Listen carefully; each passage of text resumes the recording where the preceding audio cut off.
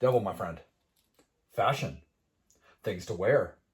Possibly faces covered, but more importantly, covering up the bodies. Merch. We have that now.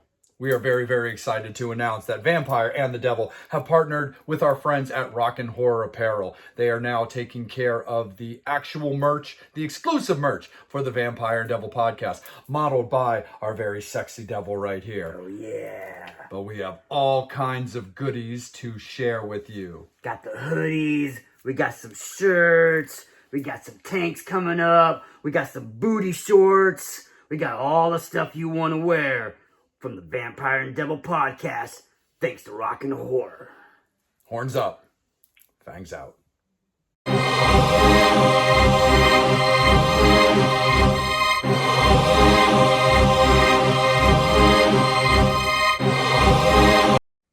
Let me tell you something, Fangs and Infernos. Myself and the devil, we love hilarity and funny things, but there, of course, is times that we probably come off relatively serious in what we do, because we love what we do. We take what we do very seriously, and we care deeply for it.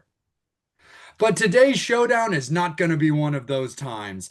Absolutely not. We are going to have some fun. It is Halloween season, and we couldn't think of anything more than to kind of go with a little bit of hilarity when it came to this particular showdown. And as you Fangs and Infernos probably noticed from when Devil put out a Maniac Monday, we decided that we wanted to talk a little bit of a gentleman being scared stupid, and almost to a certain degree, the sister movie of Hocus Pocus to a certain degree. But you Fangs and Infernos also might remember our wonderful conversation with Robin Thomas, of which starred in this movie as said villain.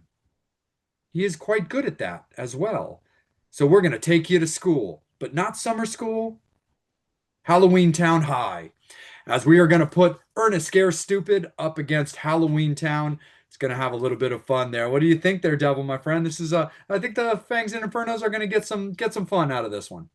Yeah, it's like you said, it's Halloween season, the spooks and the kooks and the creeps and all that kind of go into it. That's it's not all about, Michael Myers. It's not all about Art the Clown. It's not all about blood and guts, although it should be primarily all about blood and guts. But anyway, what about a little bit of, Halloween kid friendly, family friendly shows? And that's why we're like, hey man, let's do a, a little fun, non bloody Halloween, showdown. So I was like, what's a good one? Well, obviously, there's the big heavy hitters like your Hocus Pocus and, maybe Nightmare, After Christmas and things like Night Before Christmas and things like that. There's other ones, but, we're like, let's think of something fun, stupid, and even more stupid when you have Ernest Scared Stupid versus Halloween Town. It's gonna be interesting. Halloween Town, for all the Fangs and Infernos out there that probably may have be in that age range of Halloween Town, and then for the older school cats that might have been in the age range of Ernest Scared Stupid. Um, I can already tell you right now, we probably already know how the showdown's gonna end anyway, but we're gonna talk about it anyway because Halloween Town is a delightful odd movie that it's gonna be fun to talk about, but Ernest is gonna scare some shit stupid, and he's gonna come to town, and he's gonna be the Oogie Boogie Man. But anyway, yeah. So yeah, we figured we'd It's have a not, little yeah, bit of fun with this it's one. not flawless victory style. No, not Yeah, it's not as bad. Not as bad as that the werewolf one we did, cursed and things like that. Yeah, it was a little bit more. I stand by We my could we decision on could that, we could Devil, shit. but I mean, we could shit on Halloween Town really, really bad, and but in the long run, it was still fun. You got to take it for what it is. It was a kids movie. yeah. It's meant to be. It's a Disney Hallmark, Lifetime, made for television type kind of movie. You know what I Yeah, mean? I'll be So honest, and that's the thing, Devil. Like, I'll be honest. Like, Halloween Town, it's up my alley. So like me personally, I am more of a Halloween Town guy than I am an Ernest guy. So there was so much fun in revisiting Ernest Scare Stupid, and we'll get into the breakdown of these two movies very shortly. But like just for what it's worth, like because we know that there's certain movies that if they're put into the categories of a showdown are going to be flawless victories. Like there's just no competition for them. We already had a discussion about a future episode that would have involved Hocus Pocus, but we knew that it was going to be a Hocus Pocus victory, or at the bare minimum, at least another draw. Because between the two movies that you and I had discussed, it was going to be just two heavyweight boxers back beating the shit out of each other because neither one of us are going to back down when it comes to those movies. We already both know that we have our own points for points to go out. Like whatever points you make, I'll be able to make counter points. Whatever points I make, you're going to have the ammunition for it. Stuff like Hocus Pocus, movies like Sweeney Todd, movies like Rocky Horror Picture Show. Like there are movies that are just they're not going to be defeated, and it's not even worth putting them up. Not necessarily just because they're absolutely so dominant, but there's stuff that falls into like niche market categories where they just don't have the proper competition. And when you have a good one, you just know it's going to be the one.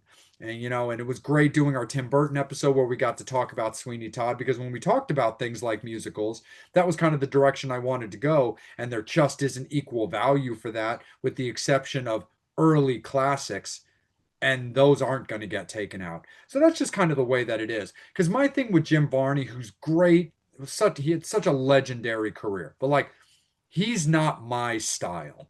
Like I look at Jim Varney, how I've always kind of looked at Will Ferrell. Will Ferrell is not my style of comedy. There are things that he has done over recent years that I've definitely enjoyed and I liked, and it kind of allowed him to grow on me a little bit. I always needed Will kind of in doses. So like I really liked him when he popped up in Wedding Crashers. I liked his kind of secondary starring role in like Old School. And that's what led into like movies like Blades of Glory, which I do love, and Talladega Nights, which I love. So there are things when it comes to Will that I definitely enjoy and have watched many, many times. But in the big picture, he's not my style. He is not my style of comedy. Just like Jim Varney. Ernest stuff is not really my jam. I enjoy it. It's nice to kick back, with my drink and laugh.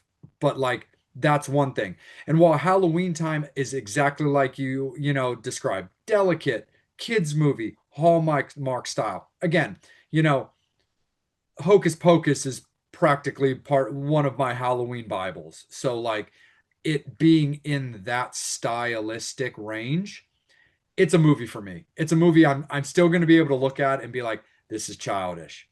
Yeah, this is weird. Oh, that was weak. But I'm gonna enjoy that kind of style as well. Because also when it came to this, before we kick it off, of course, there are movies we absolutely could have chosen, just like you said, but they absolutely would have been flawless victories. Nobody's taking out Nightmare Before Christmas and like stuff like that. Like it's not even worth doing the showdown, because even if we agree that this movie is an 8 to a 7.5 or a 7.5 to a 7 or even a 9 to an 8.5, there's just no way it's going to lose. Like it's got too much of a cult following, too many cosplayers, too many well-known things, and too many tattoos. But that is something we'll get into a little bit later, a little bit more deeper, and on future episodes. So Devil and I are going to kick this off as we jump into our kid-friendly Halloween showdown of Ernest Scare Stupid versus Halloween Town. And let's start it off with Ernest Scare Stupid, my friend. I mean, again, like I said, Jim Varney's great. The Ernest character, legendary, many movies. I mean, Ernest Scares Stupid, Ernest Goes to Camp, Ernest Goes to Jail, and that's only to name a few. But he's definitely got that style to him. He's a kooky character. He's very, very memorable. He's very quotable. And I kind of liked the style of this movie with the whole kind of killer troll thing. Yeah, I mean, like I said, when you were, Jim Barney, Ernest is not your jam as much like that. Mine is the complete opposite to me. Right. Like the two guys that I grew up that I've always idolized as a young devil was always everybody knows I'm a huge Paul Rubens, Pee Wee Herman fan, Yep. and I'm a huge Ernest fan. I mean, unfortunately, both of them are no longer with us, and it was a very sad day. I mean, granted, yes, some of the later films, of Ernest were really, really crappy. That's because whenever you sign a multi-billion, not multi-million, but a multi-movie deal, you're stuck in a contract and you're like, okay, you're just making garbage just to make garbage because you need to fulfill those obligations. But yeah, I mean when it comes to Ernest movie, there's the trifecta of all Ernest films, and that's Ernest Goes to Camps, Ernest Saves Christmas, and Ernest Scared Stupid. Ernest Scared Stupid is, like I said, Ernest Goes to Camp is just a fun one just to watch all the time, anytime you want to watch it.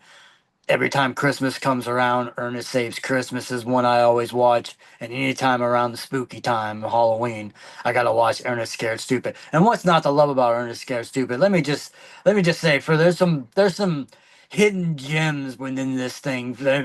First off, the crazy witch kind of spooky lady lives in the house is Eartha Kitt. I mean, who doesn't love freaking Eartha Kitt? I mean, that's the Catwoman. I mean, don't no disrespect to Michelle Pfeiffer because I love Michelle Pfeiffer, especially in that Catwoman latex outfit. But Eartha Kitt was always been my favorite of all the Catwomen.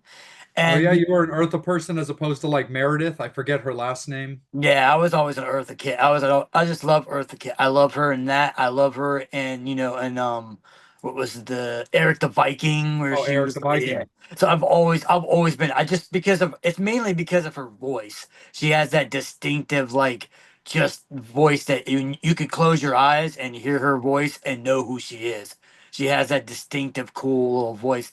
And then, what else is that I love about it? If you like, Ernest Scared Stupid and Scary Trolls, you might go, hey, these scary trolls look kind of familiar. They look like maybe some killer clowns. Well, that's because the Chiodo brothers are the guys who did the special effects and made the troll outfits. So it's cool, it's very. I mean, Ernest Scared Stupid is a very mild version of Killer Clowns from Outer Space. It's just a fun movie that's Yeah, exactly sort of very very similar in its ways, but definitely very similar in its kooky absurdity. in its absurdity and kookiness when it comes to that. But I mean, I've always loved Ernest. I mean, especially like I said, especially this movie because you get to. I love when he goes into his multi personalities and he's constantly changing wardrobe and he's doing Yes. old lady and he's doing like a captain and he's doing a commander. I just love all the kooky stuff that he does. I love the fact that like even in this movie, even like as part of the charm of like where he needs to defend himself against these trolls, the part of the prophecy is the heart of a child. And that's the one thing that in the Ernest movies that I've always loved was like, yes, people think it's kind of weird because he's a grown ass man hanging out with all these young kids. And yes, in the times that we live now, that might scream like stranger danger kind of thing. But always with Ernest, it's never been that way because he's the way he is and the way he acts and the way, at least as far as that character. I'm not saying Jim Varney the actor, but the character of Ernest is such a Yes. young kid at heart. He's just a grown up that's maybe has some maybe have some mental issues and stuff like that. He might be a little bit slower in learning and things like that, but he's definitely a very childlike character, and that's why I've always loved him because he's just a fun character that like doesn't he may do this or do that, but everything he does, he doesn't try to harm. He's never trying to harm anybody. He's never trying to bully anybody or push anybody over. He's just basically like this cool kid that everybody wants to hang out with. So I've always loved that character. But yeah, it gets pretty crazy in Ernest Scared Stupid though.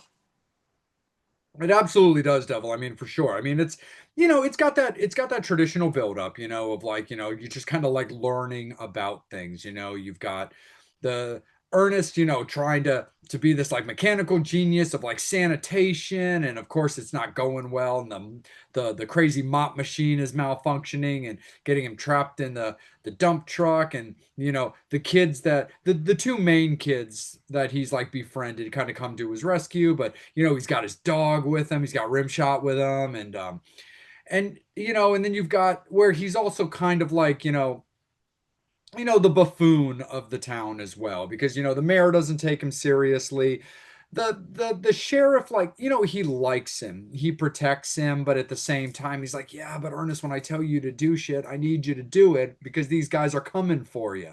Like, so when they're like, look, man, why didn't you go and clean this area? He's like, well, because it looks haunted, and I don't, it looks toxic wasty. I can't go and touch that. I don't have the proper equipment. Where, of course, the sheriff knows that bullshit. He's like, look, dude, you're gonna get fired if you don't go do this. And that's also what, brings you into the whole like Eartha Kitt's character reveal. And then it also like you've got that secondary storyline classic for kid friendly films of like bullies and stuff like that, where the main kids, they're getting bullied all the time, and like they're trying to find places to hide, but also they just want to have their own cool things. They want to make their haunted house, and of course the bullies come over and wreck it, and that's kind of what gets into what starts off the troll evil takeover, is that they're kind of like, well, when your clubhouse is on the ground, people can get to it. So why not build a clubhouse in a tree? Because it'll be awesome, and you'll be above the ground, and you'll have your privacy, and you'll be able to do whatever it is you need to do. But of course, Ernest has to choose like the tree of death.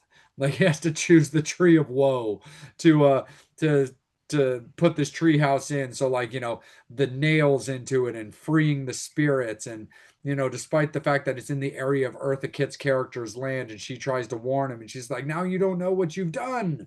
And that's what frees the troll, who, in order to grow his family and grow his children, he has to basically collect kids' souls by turning them into little statues. And I mean, it's fun, it's kooky, and 100% devil, just like you said. The trolls are very Killer Clown-esque. Yeah, yeah, and that's the thing about it too. I mean, yeah, yeah, it's just like you're like, really, out of all the trees, to build a clubhouse, you're gonna build this like, clubhouse on this weird, scary looking tree that just looks like you could probably, good wind's gonna probably blow it over because it looks like it's from like 7,000 billion years ago. And that's the thing about that I like about this movie too, which Like the I tree kind in of Sleepy Hollow. yeah, yeah. I kind of felt like, this is, this movie has a little bit of things that right up your alley, which are probably a bonus for you is I know you're a sucker for backstory. And I love the fact that it kind of gives you that backstory of I did like Ernest's, that. Ernest's, relatives are the ones who, he was, he brought it in and he's the one that trapped the troll and he's the one that, got the troll down. And then the curse where, they talk about, his family line. This guy was like this major guy. Everybody was like revered him, and it just basically said that your family tree is cursed, and you're just gonna get stupider and stupider and stupider, and then you get to Ernest, who is like Probably I said. rock I mean, bottom. yeah, yeah. He's like I said. He's good at heart. He can do a lot of things. He just messes up a lot, and he's just the goofball. You know what I mean? Like it's just one of those kind of things. So I thought that was kind of cool. They show you where, he's like, well, I'm not like my, great great grandfather, and they're like, well, yeah, no crap, man. You're like, but you got to do what you got to do, and they don't believe, obviously they come out, you got the kids going, there's trolls, and his going, there's trolls, and obviously no one's like, yeah, yeah, yeah, yeah, until too many kids start missing, and then eventually it's going. But I love, the whole entire thing. They're trying to figure out how to stop the trolls, and they're like, he doesn't like Miak. Miak, ooh, you like Miak, and instead of milk and stuff like that. So I just love the What a just the stupid absurdity what a things where stupid weapon of he destruction. yeah, he just yeah, and then out of all the bad things, what it is, milk is the thing that does stop these trolls from taking over. So it's like it's kind of funny, it's just like they're afraid of cows maybe or something. Right. No, I couldn't help but get like some look, there's absolutely amusement in that, but the fact that like the weapon of destruction to kill the trolls in this movie is milk. I'm Yeah, literally like, you gotta be fucking me. Like seriously. I was like, but again, it fits the dynamic of a movie of a kid's movie, and stuff like that. Because again, it also does have a certain amount of like, well, that actually kind of figures also, especially with the Kyotis brothers being the designers of the troll.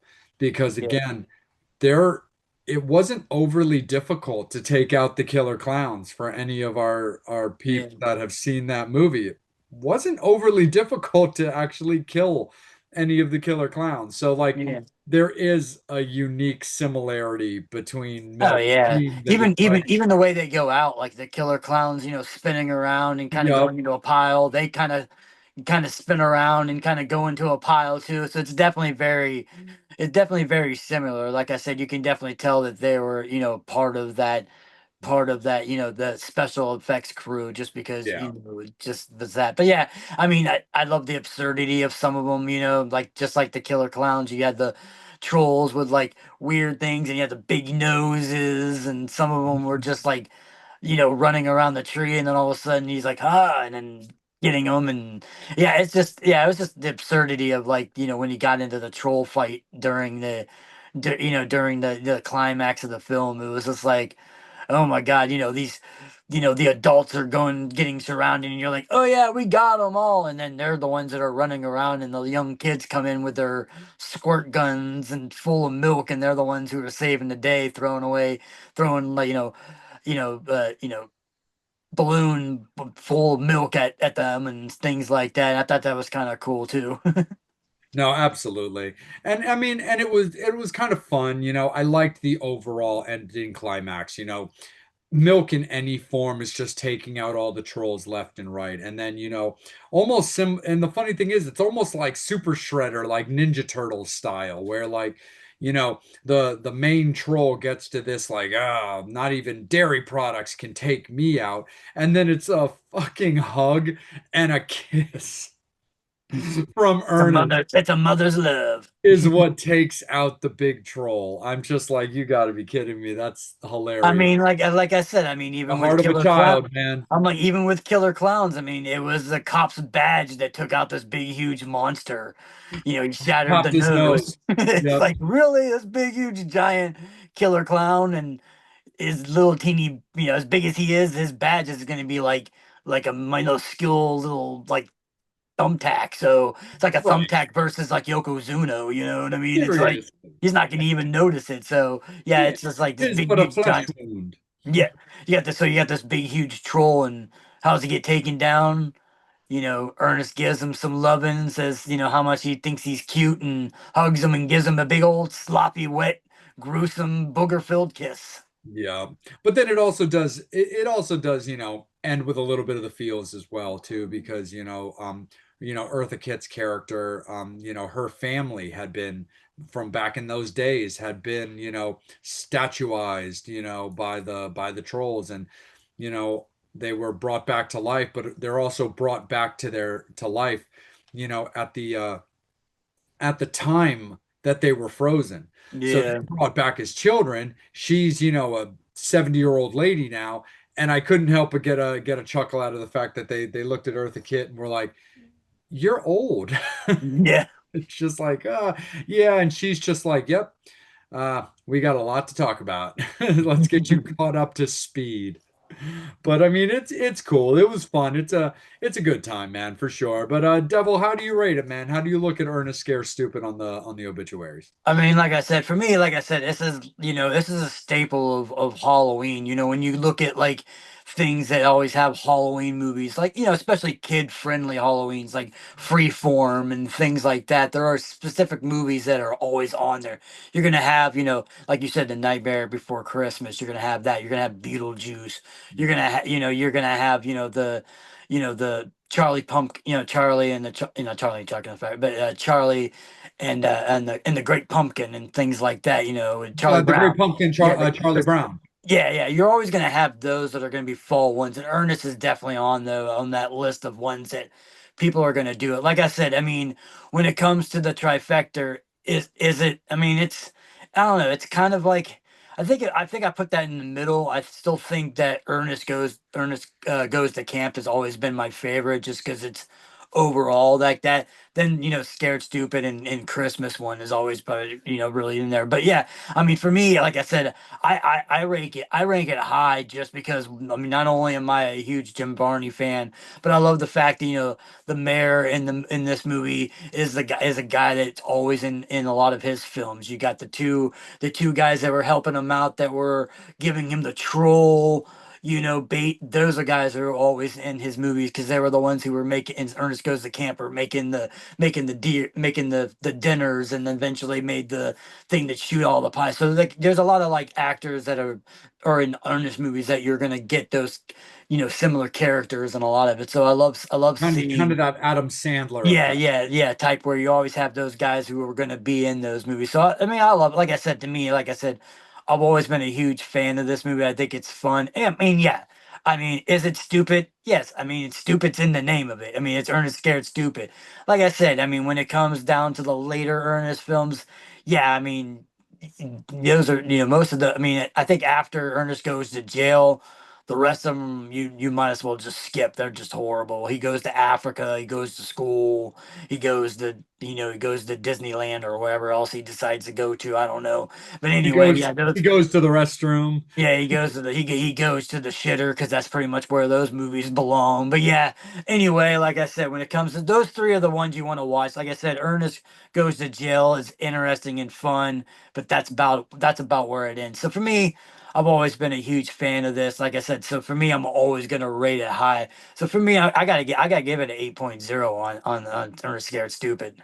Gotcha, man. It's yeah, it's can't meet you on that one, but no disrespect to Ernest. Again, it was just like I said, it's like it's not my style. It's not that I didn't enjoy the movie. I absolutely did. I 100% thought it was cool to revisit because I had watched it way back in the day. And you and I have also always been incredibly transparent about like our love for like B-rate, kooky trauma, full moon-esque movies. So that stuff like that is absolutely up our alley. But there is just going to be things that are like, they're just on a level of like, they're just on a level of like style or taste that aren't necessarily always going to match up. Doesn't make it a bad thing, but again, opinions, different styles, that's what makes it great. That's, one of the things that's about us. We don't have to agree on everything. To me, the movie's a six. It's just stylistically, I enjoy it just fine. But I don't look at it on a high level. But there's definitely stuff that I'm gonna look at.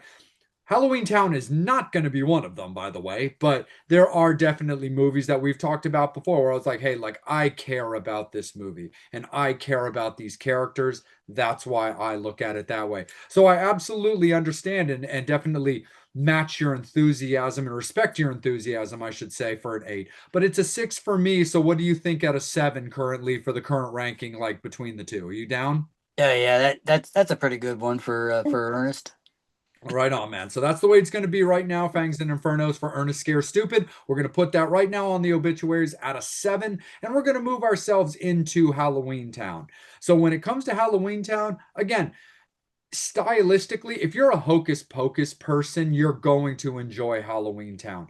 Do I think that Hocus Pocus beats the pants off of Halloween Town? I absolutely do. But there was a little bit more money behind it. You also had that killer cast. Not that there wasn't a great cast when it came to Halloween Town, because being a Ninja Turtles fan, I love the fact that April O'Neil was in this movie. But, you know, Hocus Pocus just had more going for it. It was just better written. It had a little bit more money because of Disney. You had Bette Midler and Sarah Jessica Parker, Kathy Najimy, right there as your main focal characters. And it just overall had more going for it because it had the ability, and again, that's where it was set at, but it had the ability to take advantage of, Salem as a very strong backing situation where not only as a person who's from there, but just in general, having the ability of a historical town being the place that your movie is set in is always going to make it a strong situation. Now, when it comes to Halloween Town, like we said, Fangs and Infernos, Devil was right on the money when it came to that. It's a Hallmark style kids movie. It's not overly sexy. It's very basic. It's going to have very simplistic concepts when it comes to jokes. It's not going to go very far up there. You're not going to get a lot of like hidden meaning, kind of like adult humor that they slid in. It really doesn't exist.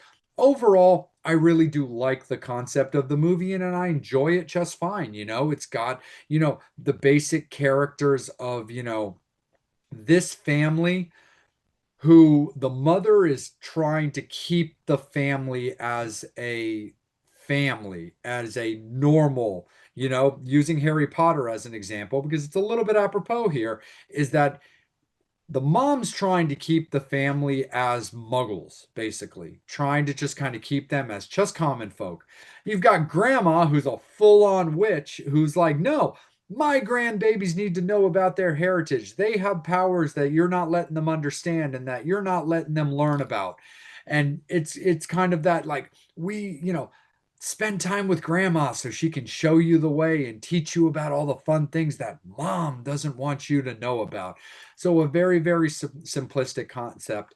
But then it's so much, fun around Robin's character because he plays like the mayor character where you just kind of think he's just kind of the kooky mayor who's like kind of got a little bit of sinister dick in him, but not really. He's just kind of that way. He's just a bit flamboyant and he's just kind of like over that way. But I love the fact that there's that every it's always the quiet ones to a certain degree, and he's got that sinister secondary character of wanting to be get his hands on the talisman, which is the power staff with the light up orb to take control of the world. Yeah, yeah, I think it's kind of funny because you mentioned Harry Potter and when you talk about Hocus Pocus, and that is kind of like the equivalent of what I feel about this film. If you like Harry Potter and or you like Hocus Pocus and you order it off of Wish, this is what you're gonna get. you Yeah, know, it's kind of has that feel to it where it's yeah, it's a more generic version of those type of storyline. But yeah, like I said, I've never watched Halloween Town, even when we did our interview with Robin and we were talking about it. I've just never watched it. Never, like I said, I was way older when this came out, so it was kind of like never really went back and watched it. This is the first time watching it. Yeah, I mean it's got it's got its cheese, it's got its charm. I mean, the one thing I do love about it is that you have Carrie Fisher's mom, is playing the grandma. So I yeah. love that. So it's so cool. I love the fact that yeah they go into this town and it's like everything's all kooky and weird and everybody's dressed up like Halloween costume characters, but they're like so blatantly bad and cheesy, like as far as like as far as like the special effects or even like the masks that they're wearing, it looks like, like you just took a bunch of like 50 Cent masks and put on people sometimes and funny That's stuff. the It's thing, Devil. For a movie that came out basically at the turn of the millennium, the costumes and the masks are very 80s. yeah, yeah, yeah. It's really cheesy, but I love it. I think it's kind of fun. Even to when we're talking about Harry Potter. There's a part where they're riding on that bus and that magical bus with the shrunken head. And, kind of even the bus driver in this kind of reminded me a little bit of him. To an extent where he's taking you on this magical trip to that. And then the kids all go along. You find out the other little kid came to and they're all going and everyone's like, "Oh wait, you're one of those kids? Oh yeah, we can take you." Like you said, the mayor was like, you could tell, even in his character, he was in love at one point with the kid's mom and things like that. So you're like, okay, and then yeah, then all of a sudden he just goes like full on Jafar. All of a sudden, like, I'm gonna take you over the world, and then he's got his little, you know cheesy mask thing that he's wearing, makeup that he's wearing the whole entire time, which was just Yeah. funny. I just thought, yeah, I thought his character was a fun kind of evil. You know what I mean? You know, like you said, he's a dick. You know, he's constantly trying to, trying to do bad things. He's basically just like got the mom and the grandma kind of stuck in time and frozen and things like that. And you're just like, man, even getting the kid that just is misunderstood kind of and weird and things like that, getting him to kind of bid for him because he's just trying to, this kid's just trying to get a heads up or whatever like that. You're just like, man, this guy, it's like I said, for being a kids movie, he's a perfect kind of villain for it. Yeah. But it was like, but yeah, you could just be like, any really bad villain would just go and Jafar would just kick his butt or whatever like that. But I just thought, yeah, I thought it was so funny. Like it was just it's just so it's so I don't know, it was just so odd and so weird, but like I said, it wasn't in a bad way. Like I said, No. even when I was watching it, you're like, yeah, I mean, it's definitely one of those things like, okay, I've watched it once. I mean, we've talked about it offline, but Miss Devil, I'm a huge Tim Curry, Tim Curry fan. You know what I mean? We love Yeah. Tim. We talked about Rocky Horror and all that. She loves The Worst Witch, which is the worst movie in the world. And I even, as cheesy as The Worst Witch is, with Halloween, with Simpson, this kind of even makes the Worst Witch kind of even like it's in that line of cheesiness of that. So I just think it's fun. Like I said, I mean, like I said, it's something that you can have all ages to adults to kids to watch, and it's fun, and it's not anything too bad, so you can have like those kind of ages watch it and things like that. I mean, yeah, it's a different time nowadays, even like with kids growing up now and things like that. I mean, not like back in the day we were watching, my Halloween movies were Halloween movies. I grew up watching Michael Myers and Jaws and Texas Chainsaw. Those were the Same. horror Halloween scary movies that I watched. Now these kids are watching this kind of stuff, and I'm like, I mean, as an adult, I'm like, okay, whatever. But as a kid, if I was growing up watching some of that, to me, it's like, yeah, that's way too cheesy. To me, it's like more of like the Monster Squad, even though that's more kid friendly. That makes Monster Squad still makes this look like Terrifier 3, Oh yeah.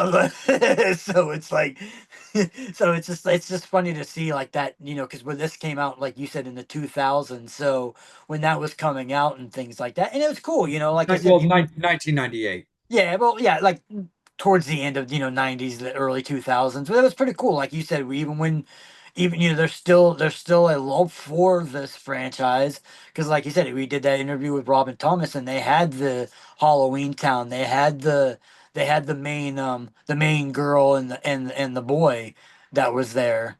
So I thought that was Yeah. kind of cool. So like people like it, and like I said, it's definitely something that like you could watch back in the day that you're like, oh, I really, really love this movie and stuff like that, which is, one we're going to talk about a little bit, but in the future here, pretty soon in the future, but even something like Return to Oz. I mean, we love Yeah. it when we were kids, but but even when you watch certain things, you're huge into this movie as a kid, and then you're watching it as an adult, and you're like, why did I really like this as a kid? But then there's some that you watched as a kid and you really, really enjoy, and as an adult, you still really, really enjoy. So it's kind of one of those ones like, yeah, I'm watching it in 2025 right now. Maybe if I would have watched it in '98, I could have been a little bit more like, oh, this isn't as bad. But Oh in yeah. 2025, watching a movie that's almost 30 years old, it's like, And that'll be yeah, and like I said, without the budget, like I said, yeah. very hocus pocus. But like you said, hocus pocus had that budget, has Yeah. that had that money for it, where this didn't really have that, had that money, that budget going towards it. Oh yeah, and that's going to be a fun discussion when we have it as well too, because Mrs. Vamp is a big Fairuza Balk fan, so it's going to be a lot of fun to talk about that movie for sure. So let's get and I love the end of the movie too, similar to Ernest, where it has that love, a little that like feel good moment as well too, because I kind of like the fact that the little nerdy brother, when they realized that they needed his powers, to defeat to defeat Robin's, character. And he's like, "No, I shouldn't have any powers. I'm the normal one." Because Yeah. They he's found out just that been he's a living. warlock. Yeah, and he had just been living his life as just kind of the nerdy brother where like my brother and sister have powers, I don't. And I'm cool with that. I just want to, invent, Microsoft technology or cure cancer or do whatever it is. Like I want to be a normal guy. I no, I'm not supposed to have powers, but it was kind of a cool like feel good moment when it came to that. When it comes to the obituaries with this movie, I mean, I'll keep it short and sweet because yes, I do like this movie. It stylistically reminds me so much of Hocus Pocus, which I love dearly. And again, the ideas of it, you know, I do think it's a well-written movie, but it's also well written for what it's trying to deliver. It's a Hallmark style, kid friendly, very delicate movie. But again, you can have a badly written Hallmark movie where you're just like, oh God, no wonder you're on Hallmark. This movie actually does have a very big cult following. Even when we saw the HalloweenTown reunion, their tables weren't the biggest lines for that we've ever seen, but there were fans pretty consistently at all of the talents tables. And I thought that was pretty cool. In fact, I mean, even I'm having a little bit of buyer's remorse that I didn't get a couple autographs from HalloweenTown people. So maybe somewhere down the line I'll get the opportunity to kind of right that wrong. But overall, I think it's a fun movie. I think it's a good, solid movie. Again, I'm not going to rank it high, and I'm not even going to rank it as high as you did when it came to Ernest because I give it a 6.5. I just think that's solid for it. I think it's an enjoyable, fun movie where I can't put it up there like other discussions we've had about things, whether it be Repo the Genetic Opera or certain Jaws movies or this, that, or the other thing. As much as I like the movie, I just don't see it that way. But I enjoy it on a consistent level, and I don't feel that it's warranted of like a five or something like that because I do also take into consideration like, does the public like it? And the public likes Ernest. It's just not stylistically my style. And the public likes Halloween Town.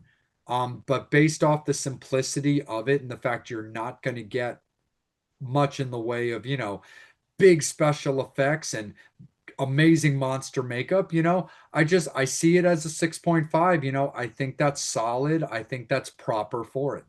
Yeah, and that's good. That's what the 6.5 is actually kind of interesting now because I got to figure out. I'm like, okay, so for me, like I said, with the plaintiff, you putting this movie in as a in regards of how you like this movie and Yeah. stuff like that. So for you giving it a 6.5, I kind of feel like my score is kind of shitting on it more than what it And needs that's to be. okay, Devil, because like keep in mind, like I went 2 full points lower than you did when it came to Yeah. Ernest. And again, that's not me trying to take a cheap shot to you or to Jim. Yeah, That's and just and again, that's what I'm just saying. Even with that, because for me personally, I probably would have given this movie without your rating first. I probably would have gave this movie a six. sure. In all honesty, but with you praising it as much as you are, and me not praising it as much as it is, I kind of can't give it a six now because, like I said, I would expect you to give this more of like a seven, or something like that. Or if you would have gotten it up a little bit more than that, then I would have been okay, maybe a It's six. just too far from Hocus Pocus, which I would give at a solid 8, 8.5 based on Yeah, reputation, execution, and just the consistent extra life that it gets. Even just the generic Halloween merch that still yeah, says it's just a bunch of Hocus Pocus and stuff like that. I mean, how Hocus Pocus is just it they're stylistically similar, but they're just not on the same spectrum. So even yeah. even though I look at them on a similar plane, there's no competing like we've already discussed before. Yeah. So I think with mine, I'm like, even the score I'm giving it is really not completely compatible with how I really feel about the film, but Sure. just basing it off of like what you gave it and then what I gotta give it sort of because of me not liking it nearly as much. It's weird. So I'm going to give it a 5.5. No worries, man. And like I said, We and can like I meet. We said, can meet at a six. yeah. So that's what I was thinking because I was like a 5.5 for me. I think 1 point lower than how you felt about it is about right. But I just feel weird because, like I said, I wasn't gonna.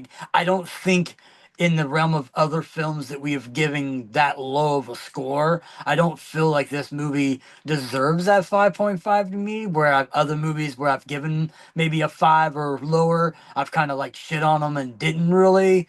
They deserve that 5.5, but just because of where you basing your level on that, I kind of have to go with a 5.5. But I'm okay with us meeting in the middle with a 6.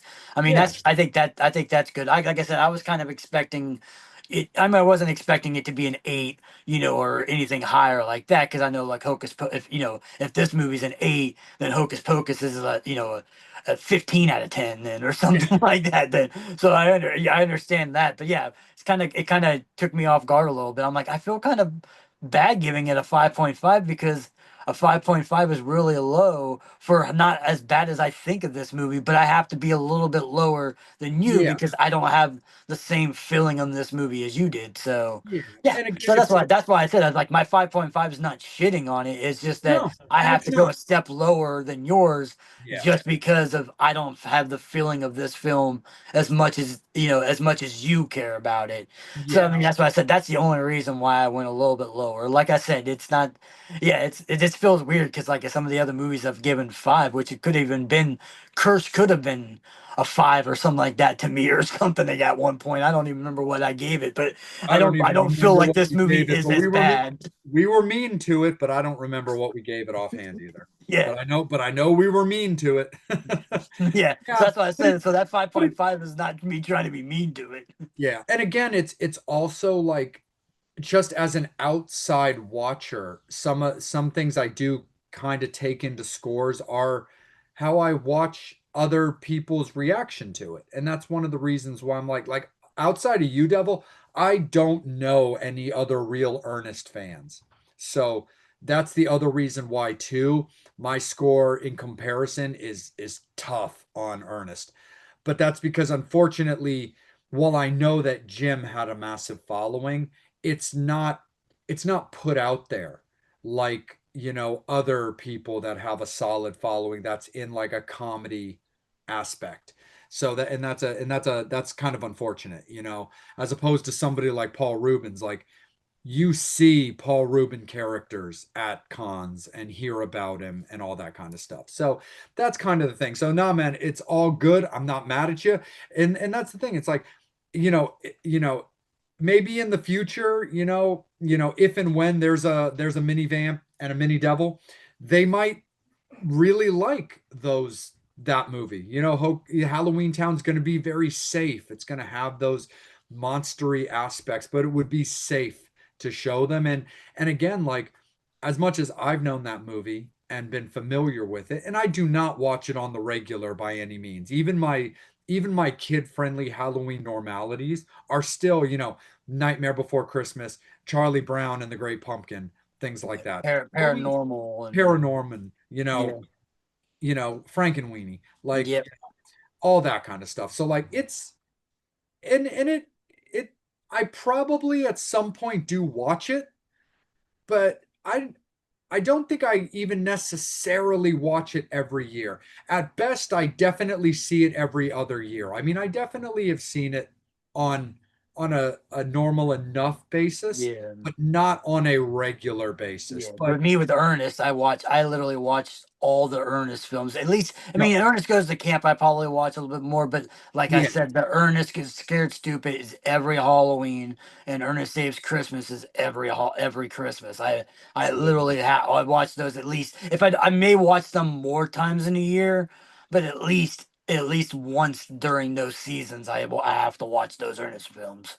Absolutely. And that's just what it comes down to. Like, I can't, I got to use my head over my heart in certain ways when it comes to this, but at the same time, the movie does have a charm to it. It does stand the test of time. But again, people are always going to have kids. Halloween's always going to be a thing. And having safe, kid-friendly Halloween movies, there's always going to be a place for that. So I think the fact that it's written well, it's got a simplistic execution, and yeah, in 2035, it we're definitely not going to look at that, 50 years later, well, 30, 30 years later there, but much older for us. It's definitely going to hit even different then. But it's got a charm too, where it's like, yeah, I got to be proper with it, where a 6.5, a 5.5, and ultimately a 6 is the way for it. You know, it's just, it's just proper for it. But again, we can rank something proper, but still know that we love it a little bit more than that. And that's all good. So that's the way it's going to be there, Fangs and Infernos. When it comes to, comedy, kid-friendly Halloween, victory to the devil. He's going to take this one as Ernest Scares Stupid at a 7.0, is going to take out HalloweenTown at a 6.0 and throw it into the inferno. But as always, it's great conversation. We love getting to break down these showdowns. It's always going to be a great one. It's always a great time. But again, devil gets this one in this showdown. If you guys like what we do, we love that you guys love what we do. And if you want to dress the part, don't forget about our friends Mark and Lizzie at rockandhorror.com. They handle all of our merch exclusively, from our tanks, our t-shirts, our hats, and our hoodies, right from rockandhorror.com. Make sure that you're checking the Vampire and Devil collab category, and that's where you're going to find it. And you can also find the direct link on the Vampire and Devil podcast Facebook and Instagram pages, which will get you right there. Of course, it is Halloween season. We got our good friend Chris, who owns the Buffalo Bill House. It's an amazing stay. It's an amazing, Airbnb style now. So please go and check it out. We love the fact that if you guys like it hot like the devil, our friends at Brutalities are definitely worth checking out. Amazing teas, great blends, and just really, really good people. And of course, we really appreciate anybody who, supports small businesses, especially museums. So our good friend John, who owns the Salem Witchboard Museum and the Witchboard Museum of Baltimore, please get out and check out those attractions. Go and just learn about them. He knows everything about everything, and there's so much cool education that he gives.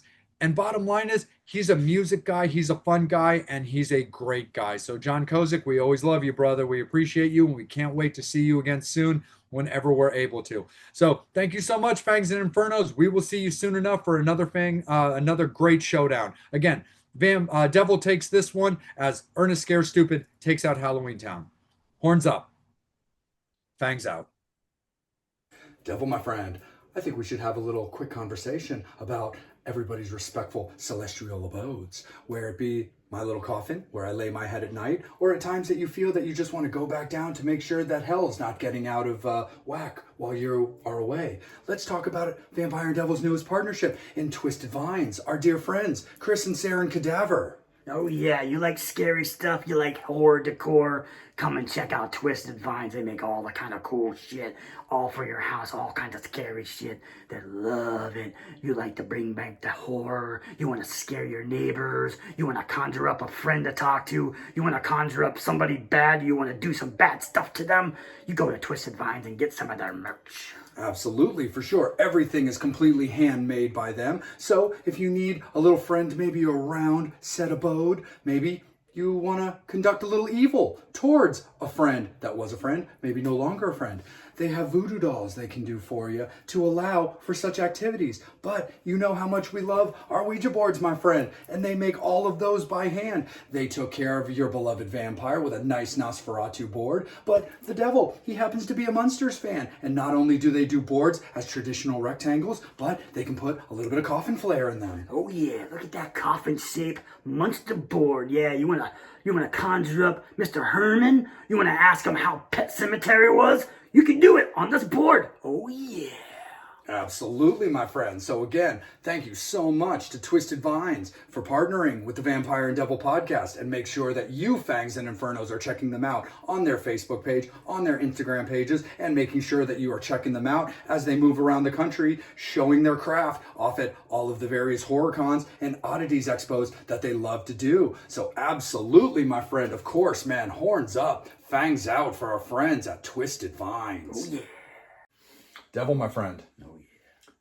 I think if there's anybody who would know hot things, it's you. Oh yeah. So I think it's only right that you let our beloved Fangs know what they can order now, courtesy of Coney Island. Oh yeah, man. We're in the kitchen. You know it gets hot in the kitchen. And what else better for your finger foods, for your tacos, for your victims that you may be eating? Maybe some sauce. And you should get it from the sauce boss. Coney Island sauce. Oh yeah. Get some of that good stuff. Oh yeah. You like to sprinkle it on anything. You could sprinkle it on your fingers. You can sprinkle it on your toes. Sprinkle it on your hose. Anything you want to sprinkle goes. Absolutely.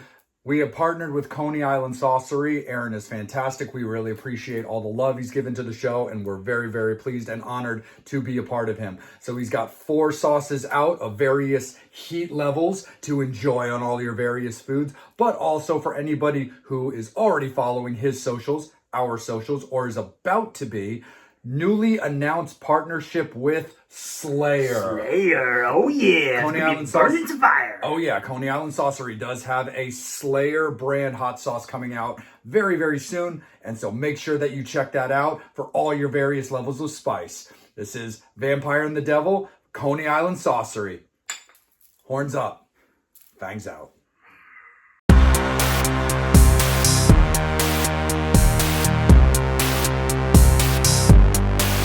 What's up? It's the devil here, and we're here to talk about devilish stuff.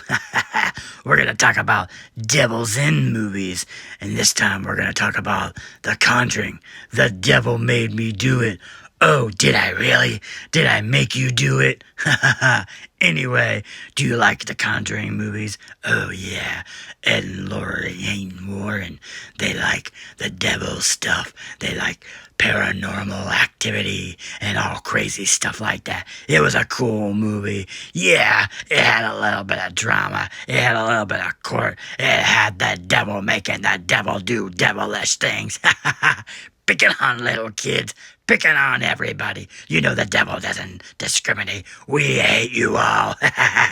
Anyway, go and check it out before the devil comes for you and the devil makes you do it. And you never know what the devil's gonna make you do. I'm a sick mother. Yeah. Devil, my friend, I think it's time that we spill the tea. Brutalities. Vampire and Devil podcast couldn't be more excited, more humbled to let you all know that we have partnered with very dear friends of ours for a long time in Brutalities. And there's so much great stuff, so many flavors, so much to enjoy, and we're going to talk to you a little bit about it. Isn't that right there, my friend? Oh yeah, we like it hot.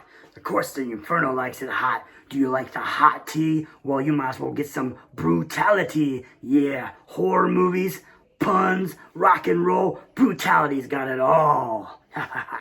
Absolutely. When it comes to the vampire, you know that he's going to absolutely gravitate towards that Nosferatu or that Nosferatu brew. Absolutely a favorite of mine. And we got to show a little bit love to, by all means, the biggest franchise in horror right now. That would be Terrifier. So Brutalities has brought you Terrifier. But that's just from the vampire. The devil has some favorites of his own. Oh yeah, do you like the movie Pumpkinhead? Well, how about a little pumpkin bread for your throat holes? And like I said, with the rock and roll fans and the horror fans, Wednesday 13 fans, do you like Wednesday 13 and tea? How about a couple of those? With the summertime suicide and a couple other ones too. So if you like Wednesday 13 and you like the tea and you like the brutalities, go to the website. Absolutely. And so, of course, we like to look out for those that look out for us. We love you, Fangs. We love you, Infernos. But as a courtesy from Brutalities to be bestowed on you, we have that Vampire and Devil coupon code, don't we, my friend? Oh, yeah. You want to save a little dough, little cheddar, maybe buy some more shit? Go on the line, Brutalities, type in Vampire and Devil, and you get 10% off your order. Oh, yeah. Oh, yeah, definitely. So it's getting into the chilly weather. People need to warm their bones. They need to warm what little skin they may or may not have. But Brutalities is the way to get it done. So that's the way it's going to be because Vampire and Devil said so. Horns up, fangs out for Brutalities. Fangs and Infernos. I have a question for you guys. When it comes to your superheroes, do you like more of a Marvel style where they're a little bit on the goody side? Do you like them on the DC side where they're good, but there's some grit and goth and angst to them? Or do you like them just in a traditional, just clean cut, Clark Kent, like could be doing your taxes, could be saving your lifestyle? Nah, it's not really what Devil and I are really about, dude. We like our angry horror and blood and all that kind of stuff. But we are going to talk about superhero movies. So we're going to talk a little bit about some vampirism when it comes to superhero movies. And we're also going to talk a little bit about what would happen if Superman was just a dick. So, like, let's have a little bit of fun as we're going to put up Brightburn against Morbius. And I find that this is going to be a very, very interesting conversation because a little bit about these movies is like, I like them both. I think they're both cool. I think they have interesting concepts, and I like the way that they're designed. But honestly, me personally, I think that there's a lot of flaws in both of these movies. One, the flaws are stronger than the other, but they definitely have some stuff that are going to be very, very interesting when it comes to discussion. But Devil, my friend, let's talk a little bit about saving the world or destroying it. Yeah, yeah, it's that good old question, is he a hero or is he a villain? Well, maybe he's a villain that does some heroic something, or sometimes he's a villain, that does some good stuff, and some heroes that does some bad stuff, or walking that thin line. You know what I mean? It's like, they've always been doing that. I mean, you can look at like, comic books like Punisher. He's sort of an anti-hero. He's a little bit of a both, you know what I mean? You got Blade, he's definitely a good guy because he's going around and killing vampires, but yeah, he's not technically a good guy either. So, you know what I mean? He basically does what he wants to do. And that's what I like about this, the Morbius versus the Brightburn, because it's like, you have that one where you got a little bit of both. They're both, I mean, one's, and Brightburn's definitely a villain, Yeah. and Morbius is one of those ones where, he's not technically a bad guy, but he does some bad stuff, and he'll he might drain your blood or something like that. Who knows what he's gonna do? He might even entertain you with singing some 30 Seconds from Mars, but that's a different Jared Leto. No, absolutely, my friend. When it comes to Morbius, I mean, it's an interesting type of thing. So, like, I want to precursor this for all the Fangs and Infernos that, like, here's the thing. I'm a Jared Leto fan. Look, whatever is out in the tabloids is a whole different situation. That's not what Devil and I are about when it comes to this show. That's for everybody's individual opinions on it. When it comes to just Jared Leto himself, I'm a fan of his work. I liked his portrayal of Joker. I know that a lot of people hated his portrayal, and that's okay. But I think one of the biggest discredits that his character had was they built up the trailer of that movie, making it look incredibly Joker influenced for a guy and a character that was only in the movie for like 8 minutes. So, like, that's always kind of a soapbox that I stood pretty firmly on, where people want to like discredit the portrayal of the character, where I don't see it very much that way. Where again, as a Joker fan, I like the idea of like influencing other Jokers from various universes into this character. But that's also a deep cut conversation for another day. But I also like him in lots of other movies. I mean, Requiem for a Dream and all this other stuff. I think he has a really excellent pedigree and a really excellent filmography. And just like a lot of actors that have been doing things for a long time, there's some misses along the ways. Now, when it comes to Morbius, I really liked his portrayal of Morbius. I thought it was a very cool concept. The idea of this incredibly smart guy, this nerd, like this scientist, like this incredibly smart guy suffering from this blood disease, dedicating his life to trying to cure it, finds a way to influence like bat blood and blood kind of into it, like blood transfusion style. I liked the execution of it. What little things I know about comic books, because I'm not a comic book guy, I've always been straight up about that, is so I also look at this movie straight up as my general enjoyment of a vampire horror-ish action movie. So I don't have the issues that the common comic book populace is going to have with this movie. So I enjoy it quite a bit. There's lots of holes in the story as well, of which will get discussed as well. I don't think it's a strong movie, but I think it's fun. I think it's an enjoyable time for somebody like me who's just into that kind of style. But one of the things that I think was really tough on this movie was for a movie that was designed to be kind of violent, especially when it comes to the character, the studio's, how do I want to say this? I guess, need or obsession with trying to keep it PG-13 was definitely hurt this movie because you would hear these great kills as you're watching the movies, but you don't really see them. I mean, there's no real bloodshed in this movie. And I do think it works for our category, and that's what I think is going to make this overall conversation very cool. But there's definitely a lack of bloodshed in this movie, of a movie that stylistically I felt should have had a lot of it. No, yeah. I felt the same way too. The same thing with Jared Leto. I've always, like I said, I've always been a fan of his.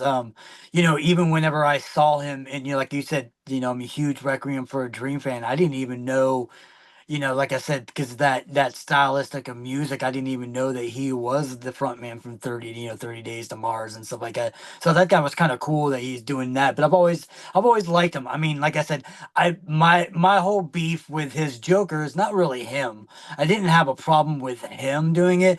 I've never liked that version of the Joker. Same thing with the Harley Quinn. I've never liked that version of Harley Quinn. I love Margot Robbie, and I Yeah. think she plays a good version of that Harley Quinn. I just never liked that Harley Quinn in general. So You and Mrs. Vamp would get along, not like you don't already get along, but yeah. that's her thing. She hates that stylistic version. Yeah. So, like I said, it had nothing to do with those actors. I just didn't like those versions of those characters. I get it, and I understand. I understand, like, the laughing joke version of the Joker mixed in with a couple of the other stuff where they did it. So, like, I get it, and like I said, it has no discredit to him because I think he's a good enough actor. I just think he just got put into a role that's kind of shitting on him. So, Yeah. like I said, same thing with this Morbius. I think it was a fun role. Me myself, I am a comic book guy, but I was never a big Morbius guy, so I don't really. To me, I'm like you. I went into it just knowing that it's going to be a cool. It is based off of a comic book, but it's going to be a cool vampire-ish movie like Blade. Even Blade, you know what I mean? I knew Blade was a comic book, but it wasn't a comic book that I was familiar with. I didn't Yeah. read the comic books, but I still love all the Blade movies. I mean, there are some that I love a little more than others, but that's talking about another day. But anyway, like I said, with this, like I said, I enjoyed it. Like I said, I thought I wasn't, it wasn't too bad on it. I thought, like you said, the premise was cool. I thought, like, I liked the Nemesis and stuff like that with him and Matt Smith. People who are big, huge Doctor Who fans and stuff like that. So him being in it, I mean, to me, my favorite part of the whole entire movie, which is just stupid, was when they're like the kid was asking him who he was, and he tells him he's Venom. I thought that was just funny. I was like, Yeah. oh man, like I'm waiting for like Venom to say, waiting for hit Venom to say something in his movie like no, not Morbius or something like that or something. But I thought that was cool. But like I said, getting into like into the movie itself, I thought it was cool. I like the use of like the vampire bats. I love them like being able to do the stuff that he kind of does, with the superpower, extra powers, sonar and being able to kind of fly, but not really fly. He's just kind of gliding a lot and stuff like that. So I thought that was kind of cool. I love him going into the tunnel of the bats and them just basically, just letting him be because he's kind of like one. And I think it's kind of, the things you got to do. And then that's when you get into it. Like, okay, so I understand, like I said, I'm a simple man. I like, doing movies where you can do prosthetics Yeah. and stuff like that, and you go, people know that I'm a huge anti CGI guy, and then people go, "Oh, if you're such an anti CGI guy, why do you like Star Wars?" Okay, so CGI in a sense, I understand. And even in the Morbius, I understood some things. I understand like him being able to glide and him being able to walk on the walls and do all the crazy stuff that you need to do. Yeah, it's just way easier to do it CGI. My only gripe in the whole entire this whole entire movie was the big fight scene. When you fight, whenever Matt Smith's characters, takes the blood and he turns into it, and he's giving in to the darkness of the vampirism, and Morbius is trying to fight the darkness of the in that, and it's cool. I like that. I mean, I had no problem with that. You're gonna have one guy that's gonna take it too much, and another guy that's trying to fight back and stuff like that.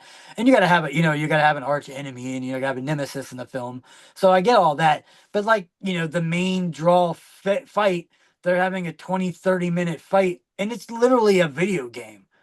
There's just the Yeah. background, them personally, everything is CGI'd 100% for like 30-40 minutes. And I'm like, yeah, it's just too much CGI when you're getting into Too it. much.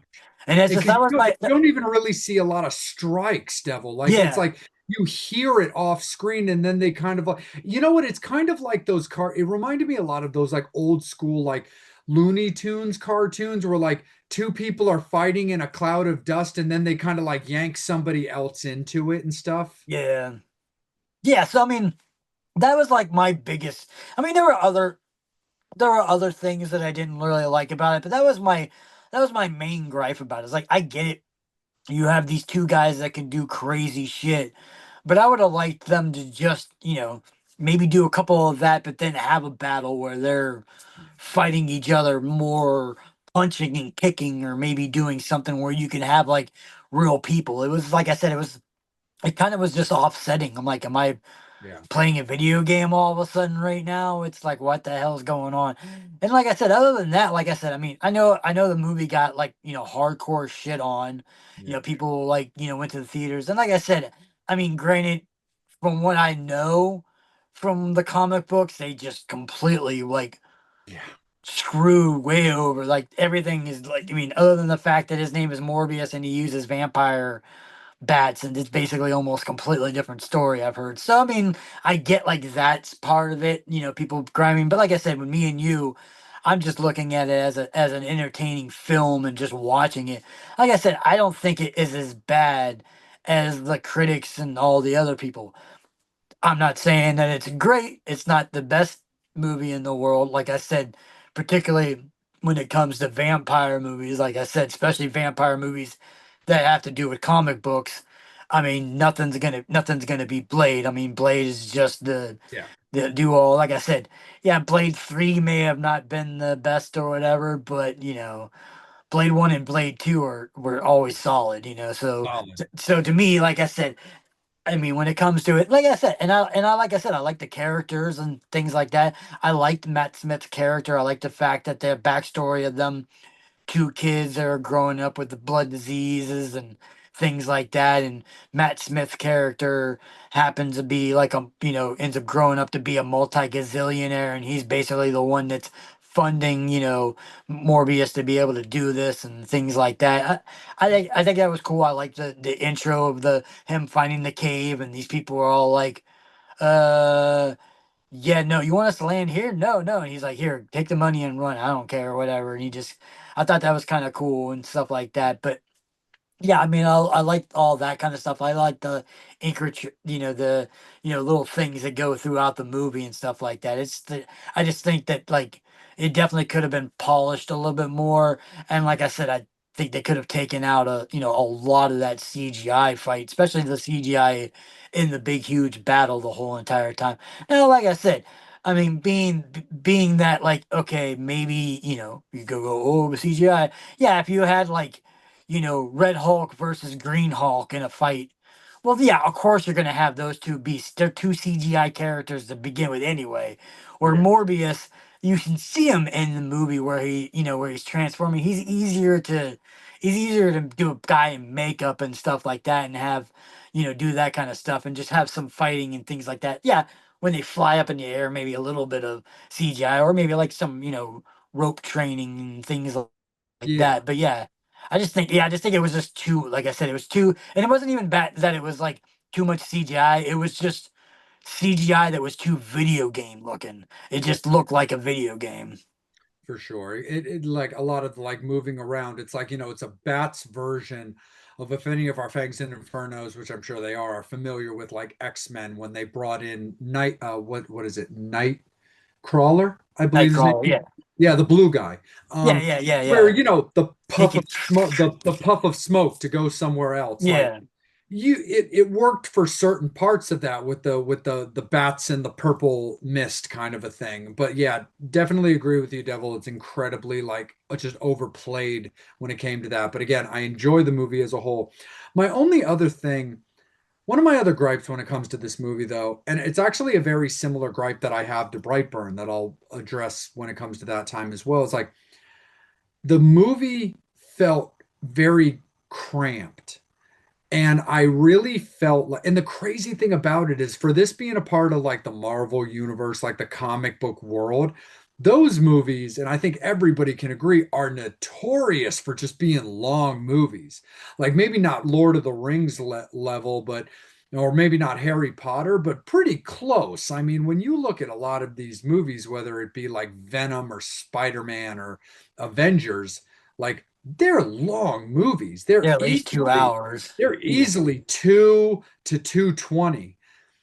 This movie, I actually felt, and I don't really root for movies to be really long. Like I don't mind longer movies that I can get into and I get lost in the fantasy. I love it. But I like more traditional movies, 90 minutes, hour 45, hour 20, kind of that swing.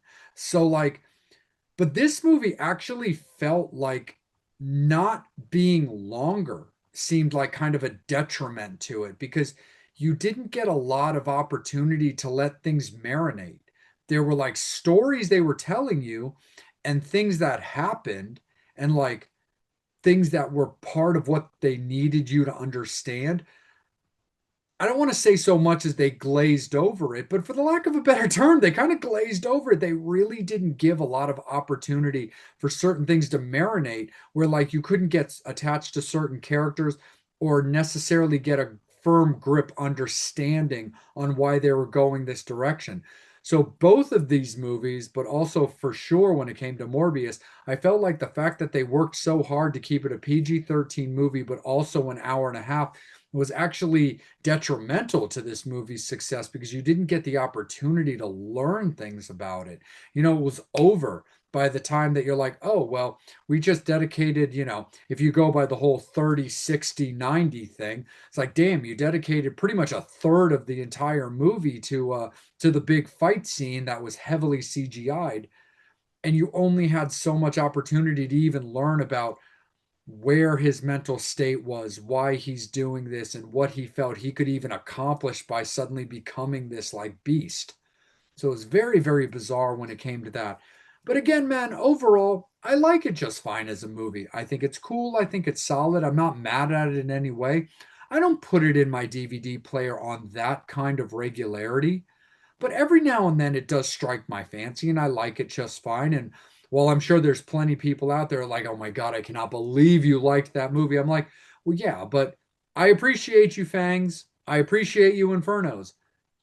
And you're allowed to be comic book people. We're all about it. In this particular case, I don't fall into that category. I'm just a fan of vampire movies and watching my brethren do their thing and watching other people's interpretations of how my brethren should be portrayed. So that's just kind of the way it is. So I like the movie just fine. It truly doesn't bother me. But again, I'm not educated in comic book land to really be able to duke it out heavyweight style over Morbius. I think everybody's hatred or dislike of the movie is exaggerated. But again, I'm coming from the other side of the tracks when it comes to that. Oh yeah, for sure. Like I said, yeah, I definitely agree with you on those points. It's like, yeah, I mean, like I said, if I was a huge comic book guy, or at least a huge comic book fan of Morbius, Yeah. then I definitely would be a little bit more upset. But like I said, yeah, I think like I said, it's one of those ones that I didn't want to go and see in the theater because I just heard so many bad things about it. And then when it came out on like one of the platform streamings, I watched it and I was like, okay, it wasn't wasn't the greatest movie. It was not the worst movie. It was entertaining. It was entertaining. You know what I mean? I didn't want to shut it off. It didn't make me go, "Oh God, this is horrible." So it's like that's why I was like, I mean, it's not anything that, like I said, I haven't watched it since, since then until needing to watch it for our showdown. And it's a movie where it's like, okay, maybe once in a while I'm like kind of like, oh, I might go back and rewatch it again just to see some stuff. But yeah, in general, I don't think that it's bad enough where it's like a walk out of the theater kind Yeah, of type thing, or send Jared Leto like death threats or anything like right. that. I mean, it's like I said again, it's just another.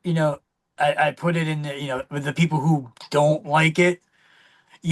I put it in the same category as if you didn't like, Suicide Squad, which, like I said, I was not a fan of the first Suicide Squad. I think the second Suicide Squad was a lot better, even though I still stand with my stance that I'm not a huge Margot Robbie fan as far as her Harley Quinn. I like her. And the Yeah, same thing with the Jared one. Like people are like, man, now he's, you know, killing another thing. You know what I mean? Not only did he kill the DC area with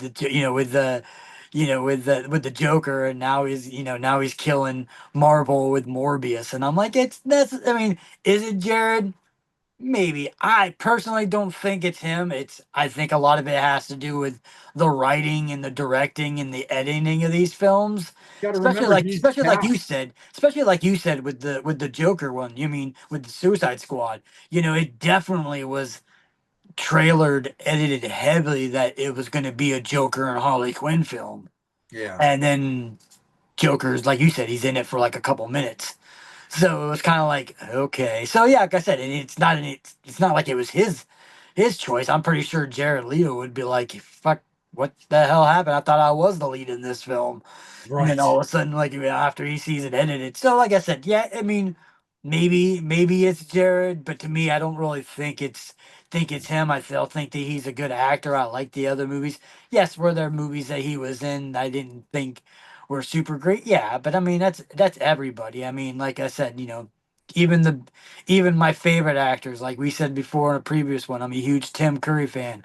Yeah, The worst witch is horrible. I'm a huge Robin Williams fans, but I'm not fan of 1 Hour Photo and Insomnia that he did. yeah, So it's like like I said, I'm not like the band generally. Now, if he does a third comic book movie that's based off of something else and it bombs. But then again, I mean, look at Ryan Reynolds with the Green Lantern. Everybody was like, "Boo this yeah, guy, boo that guy," and even him playing Deadpool in the X-Men movie was horrible. And then yeah. you're like, "Oh God, the guy he's gonna be the Deadpool? Come on, I thought we already tried that shit once, and he turned out to be." The third time ended up being the charm for him. So who knows? Maybe Jared Leto's third time might be the charm. No, absolutely, Devil, for sure, man. And the fact of the matter is, too, again, I've even heard that is also one of Jared's gripes is how much of his stuff when it comes to the Suicide Squad ended up on the cutting room floor, and I've actually heard that he's been vocal about that. But yeah, the other thing too to keep in mind for the Fangs and Infernos guys is like these people are cast in this movie, like they're chosen for these roles by somebody else. So like we can get pissed at this person or that person for their betrayal. I mean, for their portrayal of the character, but the bottom line is they're still cast by a third party person, who wants to bring somebody in for like star power or for like the big name on the poster. Even when it comes to like the Suicide Squad, my final point when it come to that is I hated the casting of Will Smith in that movie. I really Yeah. did. Like, it's nothing against Will Smith. I don't know the guy from a hole in my head, but there's I'm a Will Smith fan. yeah. I love, Men in Black, Oh, same. I mean, Men in Independence Black, Day. I'm a Independence huge Day. Bad Boys fan, Yeah, so I'm a Will Smith fan. I mean, not particularly a fan of him personally anymore yeah, now, but as far as his movie wise, so I was like, sweet, Will Smith is casted as this, and then when I seen it, I was like, uh, yeah. that just Because tells you sometimes star power is not the best power. no, totally. Because in that movie, he's just so Will Smith. Yeah. Like, looks like Will Smith, sounds like Will Smith. For the record, Fangs and Infernos, I already know what you're thinking. Of course he looks like himself. Of course he sounds like himself. That's not the point. What little bit I had heard about that particular character he played is that similar to Deadpool, he's pretty much always masked. And in this movie, it's kind of like the Sylvester Stallone Judge Dredd movie. A guy who's never had his face seen, or rarely, if ever, has his face seen, is like all you see is his face. So I'm Yeah. just like, ugh, like That's because Sylvester he's Stallone didn't want to so not Will not show his Smith. face. Well, Exactly. yeah. So it's I like, mean, oh, he's so Will Smith. So like but but yeah, so when it comes to that, that's just kind of the way it is. And so like when it comes to Morbius, that's just kind of the way it is. He's brought in by a third party person. Now, again, just like Devil said, if he does another comic book movie and it's another train wreck, like, okay, maybe stop casting Jared Leto in comic book universes. I think we can, maybe it's just best to just be like, all right, try it again. Three strikes and you're out. No more. But that's just kind of the way it is. So when it comes to the obituaries, Devil, I mean, I keep it simple enough, man. I like the movie as a seven. I mean, it's an enjoyable, basic movie. I'm not going high on it. It doesn't deserve that. But I can't, like I said, bury it because I don't think it deserves that either. I just like it as an enjoyable seven, as a vampire guy with my brethren who enjoys it as a horrorish vampire action movie that's got some flaws, but isn't going to ruin my day because, again, I'm not part of that world. So I just like it basic at a seven. yeah. I mean, I definitely agree with you. I think a 7 is a good solid score for that. I know some people, like you said, the Fangs and Infernos are going to be. Some are going to be like, "What? That movie's a 10." No, no one's going to say that. Anyway, but most of them are going to be like, No, "What? You gave it a 7? This should be a it's a 5 or a two. 4 or a 2 or 1." And it's like, yeah, no. Like I said, I think it's entertaining. I watched it. I never. I mean, like I said, even the second time I watched it, I was still entertained. I didn't turn it off. It was like I said, the 35-40 minute video game battle. I kind of was like, I could Yeah. kind of go away with that and whatnot. But other than that, like I said, I think it's entertaining. I think a seven is a good, it's probably a little bit better than what it deserves, maybe. But Yeah. we'll stick to a 7, and that's the bottom line because the Because vampire devil Devil said it. Vampireanddevil said so. No, absolutely. And just for that, and just for the sake of it and having a little bit of fun to put it on a little bit of a lighter note at the end because it was in our notes. A little shout out to Milo for some serious David vibes. Yeah, yeah, exactly. So definitely love that when it comes to it. But nah, for sure, Fangs and Inferno. So we get it, we understand, but you also got to keep in mind we are not comic book people. So we come at this movie from a different side of the tracks and a different plane. But we're gonna get into Superman being a dick, and we're gonna talk about Brightburn from 2019. It's got Elizabeth Banks, who like I mean we love Elizabeth Banks. I mean she's been in a lot of just fun stuff, so we definitely like her. And it's basically that similar type of idea. What would happen if Superman was a villain? And it's based around the idea of this couple that are trying to conceive a child. They're not having a lot of luck, and then crater kind of meteor type lands in their backyard. No, just like Devil said, he brought up Men in Black, so it definitely kind of had that sudden crash in your backyard feel to it. And there's a child in there, and you kind of get a little bit of like collage of the child as a baby, and then it jumps up 10 12 years later to when they're like like a young man, like still a kid but older, and starting to develop certain things. I mean, it's a cool concept, it's a fun movie, it kind of falls into that idea. Again, it's got some plot twists to it, a little bit of plot holes as well that we'll discuss, but I'm gonna kick it over to my beloved Devil to let him take it away from here because it is a fun experience. Yeah, yeah. To me, I've always liked this movie. I always thought it was a really cool concept. I'm a huge, obviously the James Gunn and his name inside of it and stuff like that. I mean, that guy has just been killing it lately. With Galaxy, Gardens of the Galaxy, the new Superman movie and stuff like that. That was the one thing I liked about this. And now, granted, yes, if you want to see, I mean, now this is a different one. It's a very Superman,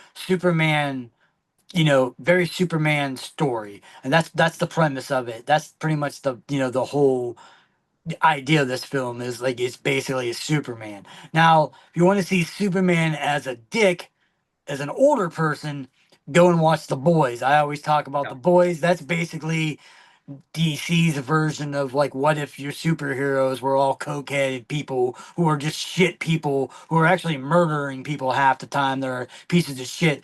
That's basically what it is. It's kind of what this sort of that premise of this kind of is, but with him not growing up. He's still a young boy.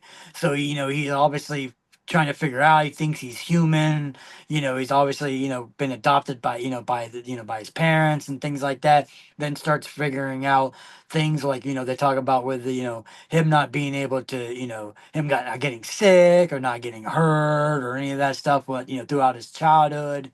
And then kind of like find out going into it later on, he starts having these dreams, and he starts sleepwalking, and he kind of goes into the barn, and in the barn you kind of you have this like metallic thing, a red thing glowing, because you don't know exactly what it is, but it's basically like calling him. And it's basically like, sort of like, with, Superman, being able, like, whenever he goes into his palace and he finds the stuff and it's calling to him and things like that. I always thought that was cool. I like the fact that where it's like it's just this kid who's just, going through school, going through the motions, and, people are picking on him and stuff like that. And then he just realizes that, like, he starts doodling in his notebook, making this superhero kind of character. And I love his symbol, which is basically his initials, kind of with the B backwards and the B backwards, but together it makes it very like alien slash like hieroglyphic kind of like vibe to it, like Aztecian kind of like symbol. But I like it. I like the simplicity of it. That it's literally just his first initials and last initials, kind of just the B's together. I thought that was just a cool, like, honestly, that's a pretty cool idea. Like just putting having initials that are two the same and kind of minding them into like a cool symbol, and it works well. You have the Superman symbol that he wears on his chest. So, I mean, to me, like I said, and then when he gets into the meat and potatoes of this film, because like I said, it's basically, if you've seen Superman or you've seen any inclination of a Superman film, you can kind of already guess what this movie's going to, because it's like I said, it's got that similarities to it. But the things that I like about it is, yeah, it's just when he starts doing stuff. Like you said, he's Superman with powers. He can break little girls' arms very easily. He can burn a hole through your head, kind of shit. You know what I mean? Like, yeah, mom and dad, you're not gonna tell me Yeah. to do the dishes anymore. No, 100%. And the idea of the movie, like the kind of premise behind it, I like it, and I like the story that it's telling. And like I had kind of precursored when we were talking about Morbius, is like I also felt that this movie was very like squished as well. Because like they had some solid kills, they had some solid crazy things that happened to people, like, you know, her kind of have him kind of having this like casual love interest, and then her not feeling that way because she thinks she's creepy, and him like crushing her hand like it was fucking breadsticks or whatever. Um, but I did feel as well that even that this movie also could have maybe benefited for like from like 20 more minutes, because when the overall initial build I thought was very solid. I thought it was pretty cool, and I liked where it was going with everything. But again, when it really popped off, it was just flying through pages of the book. And I was just like, it's not giving you a lot of opportunity to learn about characters or character development. And again, this isn't a huge cast. If anything, Morbius movie had actually more overall cast to it. But like, it just didn't give a lot of that opportunity to like build anything. And you know, even with Superman, the problem with this is like when they got things revved and he started doing things, you weren't even really given a lot of opportunities to even feel bad for him. You're like, this kid's just kind of an asshole. Like, you know, it was hard to have, in my opinion, some sympathy or even some empathy for him when he really started like fucking people up. And again, I just felt like it could have benefited from a little more storytelling when it came to this movie. There were certain kills that I thought were really, really awesome. I mean, even though you don't get a good look at it, the instant offing of the sheriff I thought was fucking great, almost kind of jump scare style. The in the distance savage beating of the deputy, I really, really liked that. And even when it came to the final killing of mom, it was so brutal in such a sad way because you're like, wow, that's also like this is also a this isn't what you call a mercy killing. This is a torture killing, but without the like bamboo shoots up the fingernails kind of torture.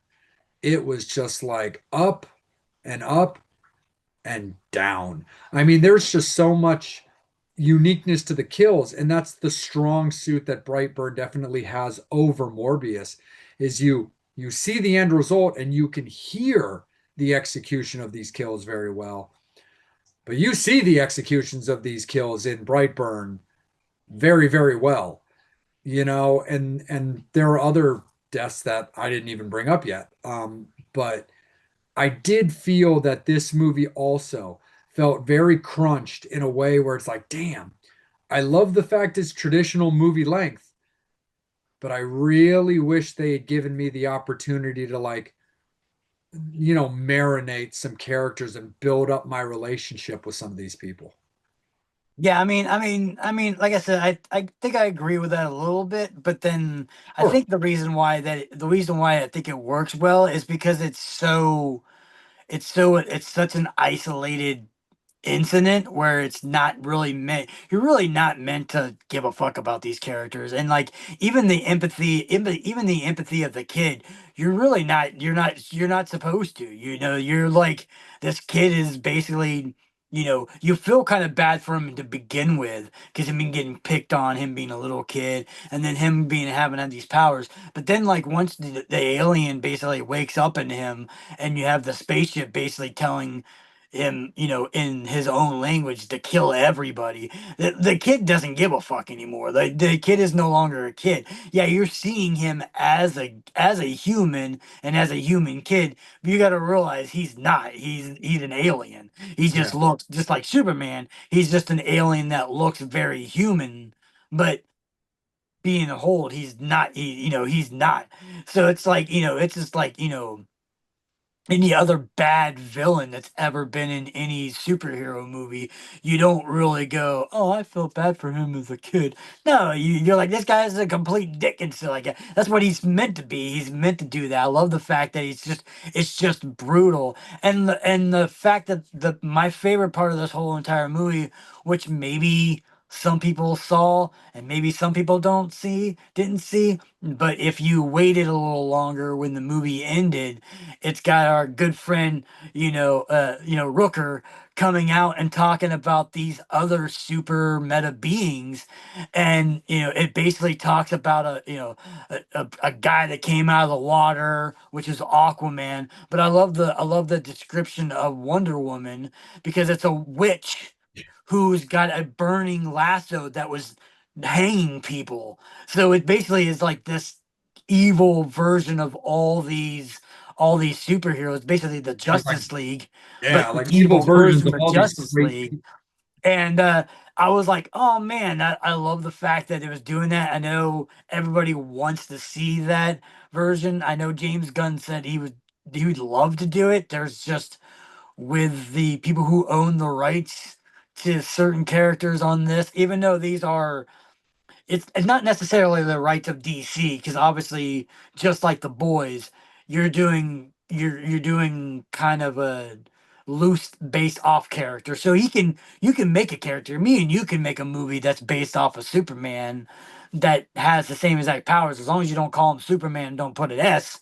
Yeah. There's nothing that DC or anybody can do about it. It's just very similar. As long as you change here, change some things. I just think that people who that and wrote the storyline. There's just between like studios and producers, there's too many like wig zigzags you have to do. But I would have loved it. I would have loved to see it. Like I said, to me, I thought this movie was awesome the whole entire time. I'm like, like when once I found out, like people were like, "Oh, dude, it's like it's a Superman as a kid, but he's a fucking evil. What if he was just evil and shit?"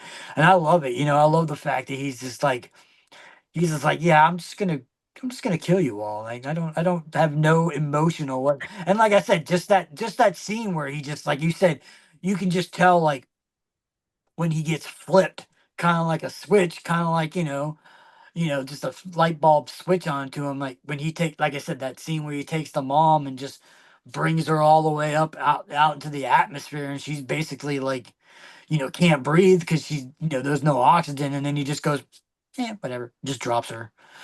Like, Yeah. it's just like, oh No. man, she's gonna get fucked up when she hits that ground. Because, I mean, Oh not that yeah. she's gonna feel it anymore, because she's pretty much probably already dead before she even hit the ground. But anyway, Yeah. she's gonna leave a mess. But I just love it. He just.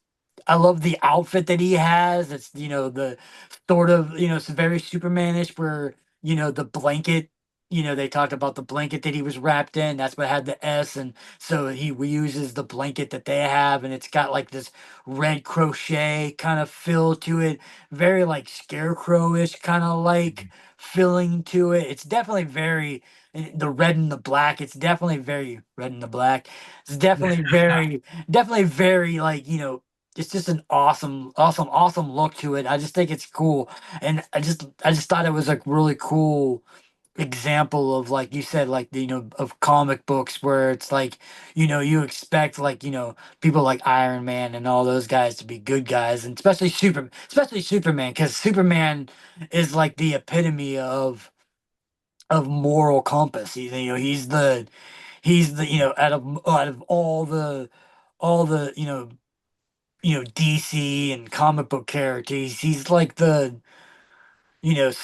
supposedly the choir boy, the squeaky guy, the moral compass. He's supposed to be. Now, granted, you had that, you have an evil Superman sometimes, and you had, other comic books where, where there was the evil one version of him. But in general, like, Superman is always supposed to have been that moral compass. So I always liked that it was just like, just flipping it on its switch. And it's like, yeah, I mean, like I said, my only gripe, yeah, I wish they would have. I mean, I love the fact that it's insulated. It would have been cooler if maybe they would have done a little bit of that and showed you kind of him going off in the other world a little bit and doing a little more destruction and stuff like that.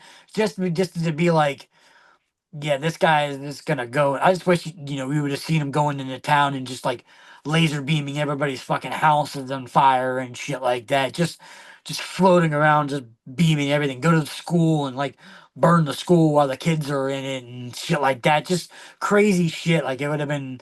I think that would have been. I mean, granted, yeah. I mean, there are probably certain things that you got to be a little bit more careful with the PC Yeah. world and things like that. But I think it still would have been cool with him just just doing what he wants to do. Because, like I said, I mean, if people watch The Boys, he's, what, he's an asshole, man. Yeah. He don't give a fuck, man. He burns people's heads on holes in the heads and shit like all the time. So, you Yeah. know, so you got, like I said, other than that, like, I liked it. Like I said, I definitely agree with it being a little bit of crampedness to it, but I think it's just because we're expecting, especially with it being a Superman film, you're expecting it to be where you're going to see a lot more or a lot longer, where it's an hour and a half because it's such an isolated. He's only really taking out, attacking the girl and the cops and the people that are trying to come to his aid, and then at the very end, like an evil genius, he makes it look like something fell out of the sky, like the plane fell out of the sky and killed his Yeah. family, and and the only survivor was the little boy. Hmm. He's like, these little fuckers. Yeah, so it does uniquely play up for a potential sequel that I don't know if we are or aren't going to get, but I mean it's potentially there. You know, I wouldn't hate to see a sequel. I think it'd be interesting. I wouldn't mind to see the direction that it goes in. But at the same time, I like the fact that you're kind of left up to your imagination when it comes to there, where it's kind of hard to not just with a one and done movie potentially just look at it and be like, yeah, y'all are just fucked. So like, you know what? We're just gonna leave it at leaving the audience knowing that they're all just screwed. Yeah, yeah, especially in that world, because there's no other mentions of any other metahumans or any of these kind of. So, like you said, like in a world right now, man, if you had one guy that was like that, even a little kid, right now in the world that had the powers like Superman, and yeah, he's gonna unless you get a, we're gonna have an evil, we're gonna have an evil Superman character and a good Lex Luthor apparently. No, absolutely. I mean, there's a couple of other like kooky things that I couldn't help but be like casually like not annoyed about, but I couldn't help but give like a little chuckle. Like, really? Like when the father finally addresses the fact that like he's never bled for like his entire life. And then like 2 minutes later, he just kind of falls from flying and cuts his hand for the first time like ever. And I'm like, are we just ignoring the fact that this dude stuck his hand into like a spinning blade of like a lawnmower and that thing didn't cut him? But But then he do you get but it then though? but Do then you he fell on a fucking rock. Like, do you get the reference though? oh yeah. Because I know you're not a big comic book guy, but the reason why he gets cut on this is because that's part The of his kryptonite. is basically his kryptonite, and that's Yeah. why the mom tries. I mean, the dad trying to, Or she, yeah. yeah, the dad trying to kill him with the shotgun with the gun was like, dude, you know he's impervious to any of that shit. You know, No, it's just totally. like I said, the mom was the only smart one. He just didn't realize. She just didn't realize that you know he's a little bit one step ahead of mom and knew that he had to, knew she had that shard. She had the right idea. Yeah. She was Oh, smart I enough to know. realize that like I'm gonna kill him with this one thing that I know that hurts him. But then again, he's a little bit smarter than she thought he was. Oh no, for sure. But like the dumbass father, who honestly, the funny thing is, like the way he tried to do it makes him an effing dummy and Yeah. fucking stupid. But like it was funny to me though, where it's like, wait, you're the only person that was kind of picking up on shit, like for real. And then you thought like shooting this kid in the head who was like already showing these supernatural powers or powers that you believed were a thing, honestly made his kill kind of satisfying. Where I'm like, dude, you got laser eyed to eye, face burnt up, melted brain killed. You know what? You deserved that shit because you literally poked to the bear. Yep. Like it was just kind of funny when it comes to that. But anyway, there, Devil, my friend, let's get into the obituaries, man. And how do you like Brightburn? I mean, to me, it's I like it. I love the simplicity of it. Us being horror fans, me being such a not as much of a comic book fan as some people, but a little bit more of a comic book fan than you are. But me being a huge fan of I've always been a Superman fan. I've always liked all the Supermans.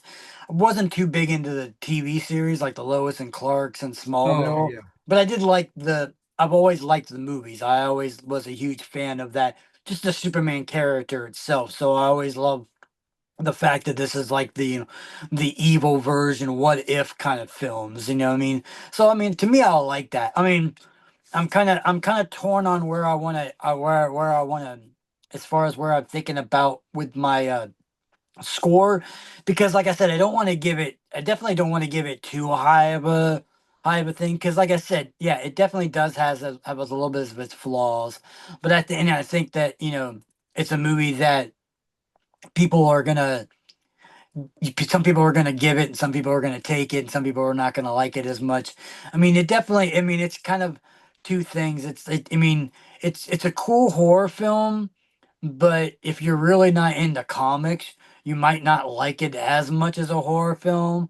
But then if you're a comic book person and not into horror films, you might not like it as much because it's a comic book film, but it definitely still has that horror film realm to it. So it kind of lays in like a unless you're like someone like me or some people that I know that are huge comic book fans and also huge horror fans, then it kind of fits perfectly for them. But if you're like I said, if you're a huge comic book fan but a casual horror fan, or if you're a huge horror fan and a casual comic book fan, you might be torn a little bit about Brightburn because, like I said, it definitely is a very, very like comic book. Like I said, definitely a very Superman feel to it. But like I said, overall, like I said, if I personally gave Morbius a 7, which I feel is a good score for that, and I was completely content on the score of that. Morbius is one, like I said, only watched twice. I've watched Brightburn at least 2 or 3 times already before watching it, so it's one of those ones that I will go back and rewatch it again, and I probably will watch it more than I would Morbius. But like I said, do I want to give it an 8? I don't know. I'm kind of between an 8 and a 7.5 at least for this film. Because like I said, if I give Morbius a 7, I feel like this is, in my opinion, is a better movie than Morbius, but not to the extent where it's that much better than, like I said, I personally like it, but I always got to give a little points for like what I feel like other people will be. I think it's really, really weird because, like I said, in this, if you're, maybe comic book people might like Morbius, but then a lot of people, comic book people might hate Morbius, so they might give it a lower score. And horror fans will probably like it, but will horror fans like Morbius more than more than Brightburn? I'm like, I don't know. I kind of feel like Brightburn kind of wins on both levels because it's more horror film than Morbius is, and it's a comic book story that people will enjoy more than the comic book story of Morbius because people who like Morbius hated that version of it because it fucked up the comic book version of it.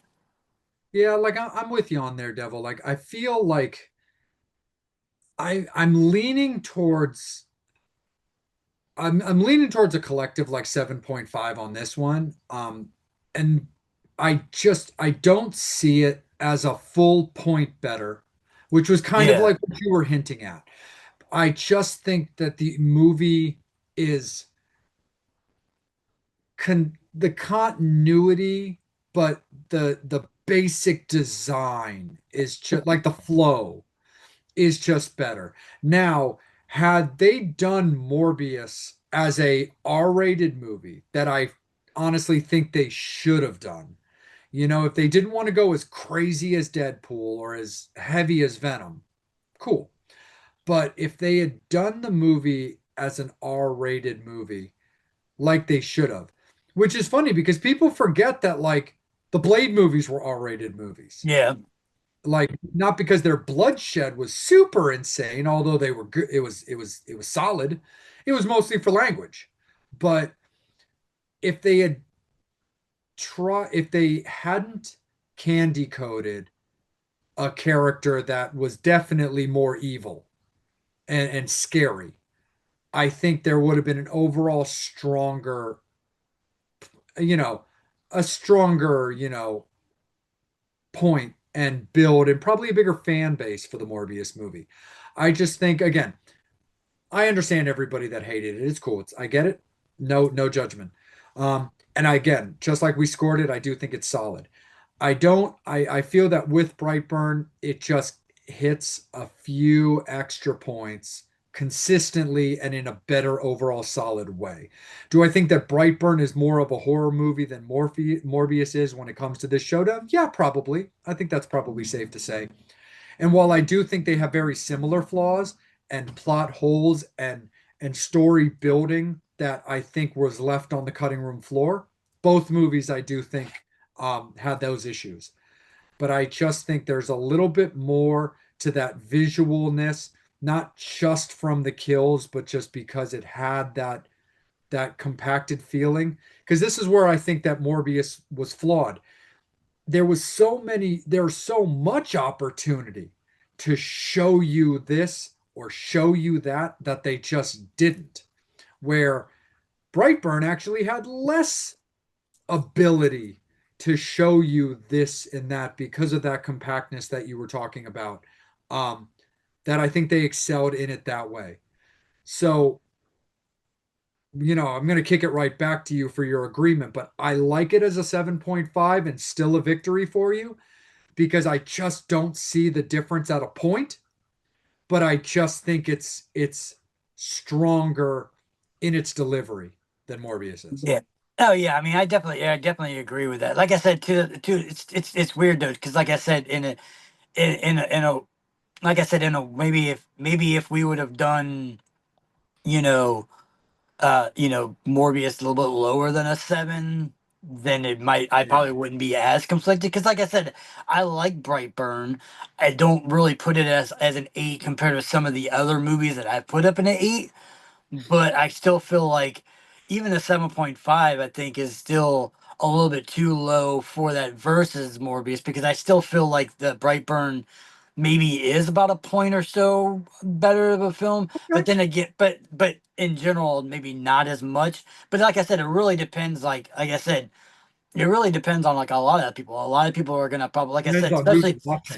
especially huge comic book fans. Like I said, to them, they're gonna be like, "Oh wait, no wait, Brightburn is like a should be a flawless victory over Morbius, because at least that the storyline was somewhat original, even though it's Superman. They kept it to where it's supposed to be. Where Morbius was so off base to its comic book, Yeah. companion, that comic book people were like, no, fuck this movie, fuck that. That's not supposed to be. Where at least Brightburn, like I said, even though it is very Superman, they weren't bound to Superman's rules and laws and that companionship of you have to do exactly what Superman did.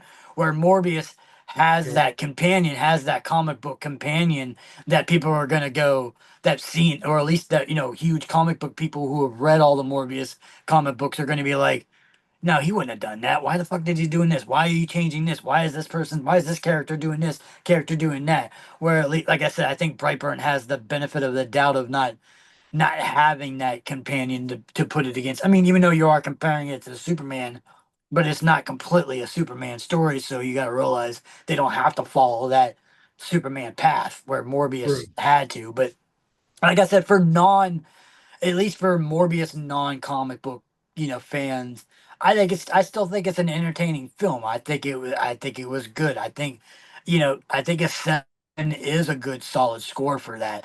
And like I said, and even though like I said, I agree that 7.5 is a good score for Brightburn, if in a perfect world, I probably would go 7.5 with Brightburn and maybe like a 6.5 or a 6 for Morbius.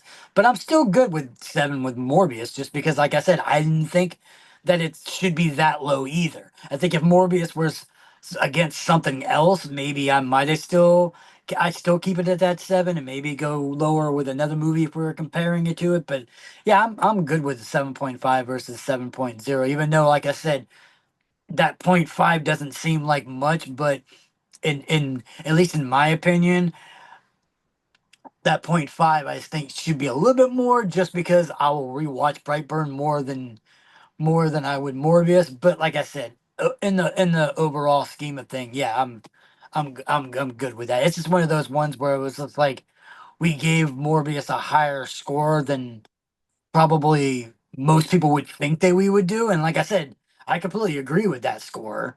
I think that's a good solid score because, like I said, for us, it's a Yeah. solid movie. For Yeah. like I said, for comic book fans and people like that, it's 6 or 5 or 4 or 3 or 2 or 1.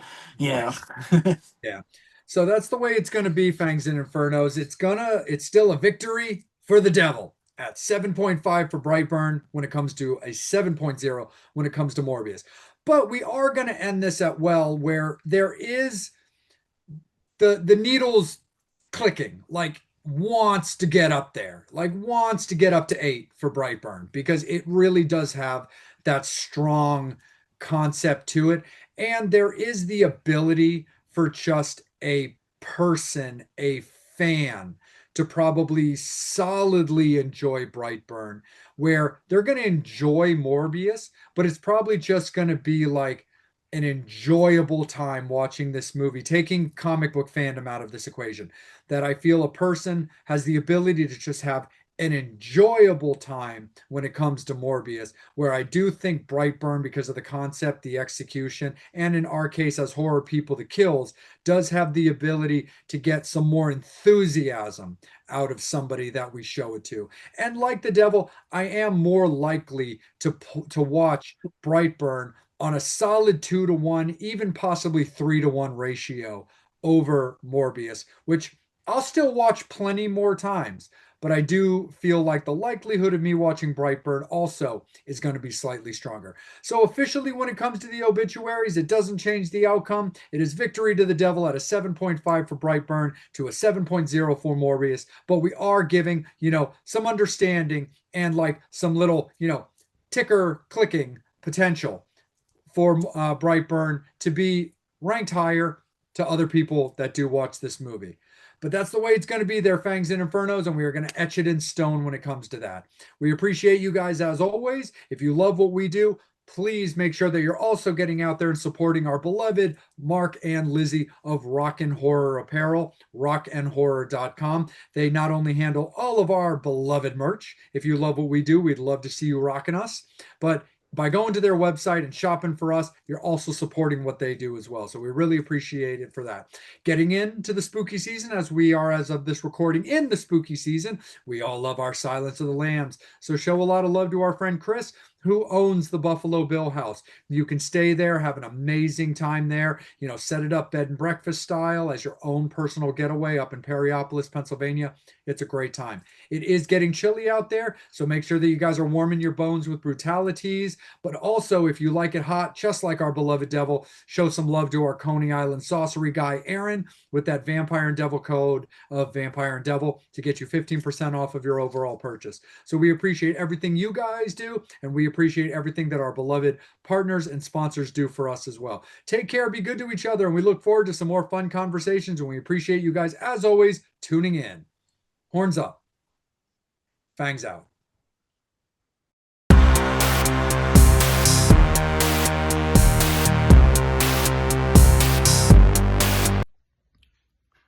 All right there, Fangs and Infernos. Let's talk about a brand new coffin nail, shall we? I went back. I'm doing a vintage coffin nails for you guys today. I watched a movie that I've always loved. It's called Children of the Night. It's from 1991. It's actually a Fangoria movie release. Always been a big fan of this, and plus anybody who knows me knows also how much I love my Ouija board movies, and Amy Dolenz is in this movie, along with Karen Black.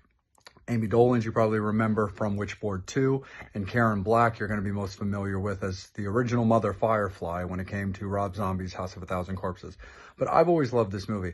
It's basically about these girls that are going off to college, and they basically want to like leave their small town behind and go for this like midnight swim in like this abandoned crypt where they drop like a rosary onto like a buried vampire, and the vampire comes back to life, and the whole like town just becomes riddled with vampires. The milkman, the mailman, everybody in the town. And basically this school teacher teams up with Amy's character along with like a drunken priest kind of guy to try to rid this town of the vampires. And they're all after Amy's character because, the fact of the matter is they want her blood, and it's virgin blood. So it's like crack for like all these vampires. They're like all coming after her. So they're trying to protect her while taking out these vampires one by one. It's just kind of a cool concept, very simplistic concept, but I love the way it's done, because the thing that's also so fun for me about this movie is it's got this really cool combination of like near dark meets subspecies, and everybody knows how much I love those movies. And it's even got this kind of unique character when it comes to like, the main vampire villain. He's got kind of this Victor Crowley thing going from the Hatchet series, which I absolutely love. But, they're taking out vampires one by one, making their way for the big fight scene. They come out on top, and by killing the head vampire, they end up releasing all the souls, and all of the vampires that he turned back into humans. Look, I love this movie. I give this movie personally an 8 because I think it's so fun and so cool. The common populace probably is a 7 at best for them, maybe a 6.5 because of the style. So a 7.5 officially is what I'm going to give it to 1991's Children of the Night. Ghouls and Fangs, Vampire and the Devil here. We got a little question for you. Devil, there's kind of a triangle, a three-headed monster per se, when it comes to Baltimore, that I don't think people necessarily realize. We've got Edgar Allan Poe, we've got John Waters, but what else do we have? We got the Ouija boards, oh yeah. Absolutely. Starting in Baltimore way back in the day, a lot of people are unfamiliar with William Fuld and Elijah Bond, who patented, and the birth of the Ouija board was right here in Baltimore. Devil and Vampire coming at you from the Witchboard Museum of Baltimore, courtesy of our friend John Kozik, who invited us out to check it out and shoot a little conversation action to let you guys all know. Of course, you've seen on our socials that we have partnered with both museums, and we couldn't be more appreciative to John for that opportunity. So whenever you're here in Baltimore, of course, right attached to the Bazaar Oddity Shop off of the Avenue, you have Witchboard Museum Baltimore. And when you're in Witch City, USA, up in Salem, Massachusetts, that's when you get to visit the Salem Witchboard Museum. Oh yeah, if you want to see some cool stuff, see some cool boards, get some cool history, go see our boy John. Man, that guy is really awesome, man. That dude knows his boards, he knows his history, he's about preserving the society of witch boards and the talking boards and all that goodness. And you know, we love it. We love the fact that, you know, they were going to bring in this museum here in Baltimore, so all the Baltimore fans or all your East Coast fans or maybe not as far away, going up to Salem, come out to Baltimore and check it out, you know what I mean? Because there's some cool stuff in this museum, and you got to check it out because the devil and the vampire said so. That is facts right there, my friend. Again, absolutely attached to the Bazaar Oddity Shop in the Avenue in Hamden for the Baltimore established Witchboard Museum, or off of Essex Street in Salem, Massachusetts for the Salem Witchboard Museum. Horns up, fangs out.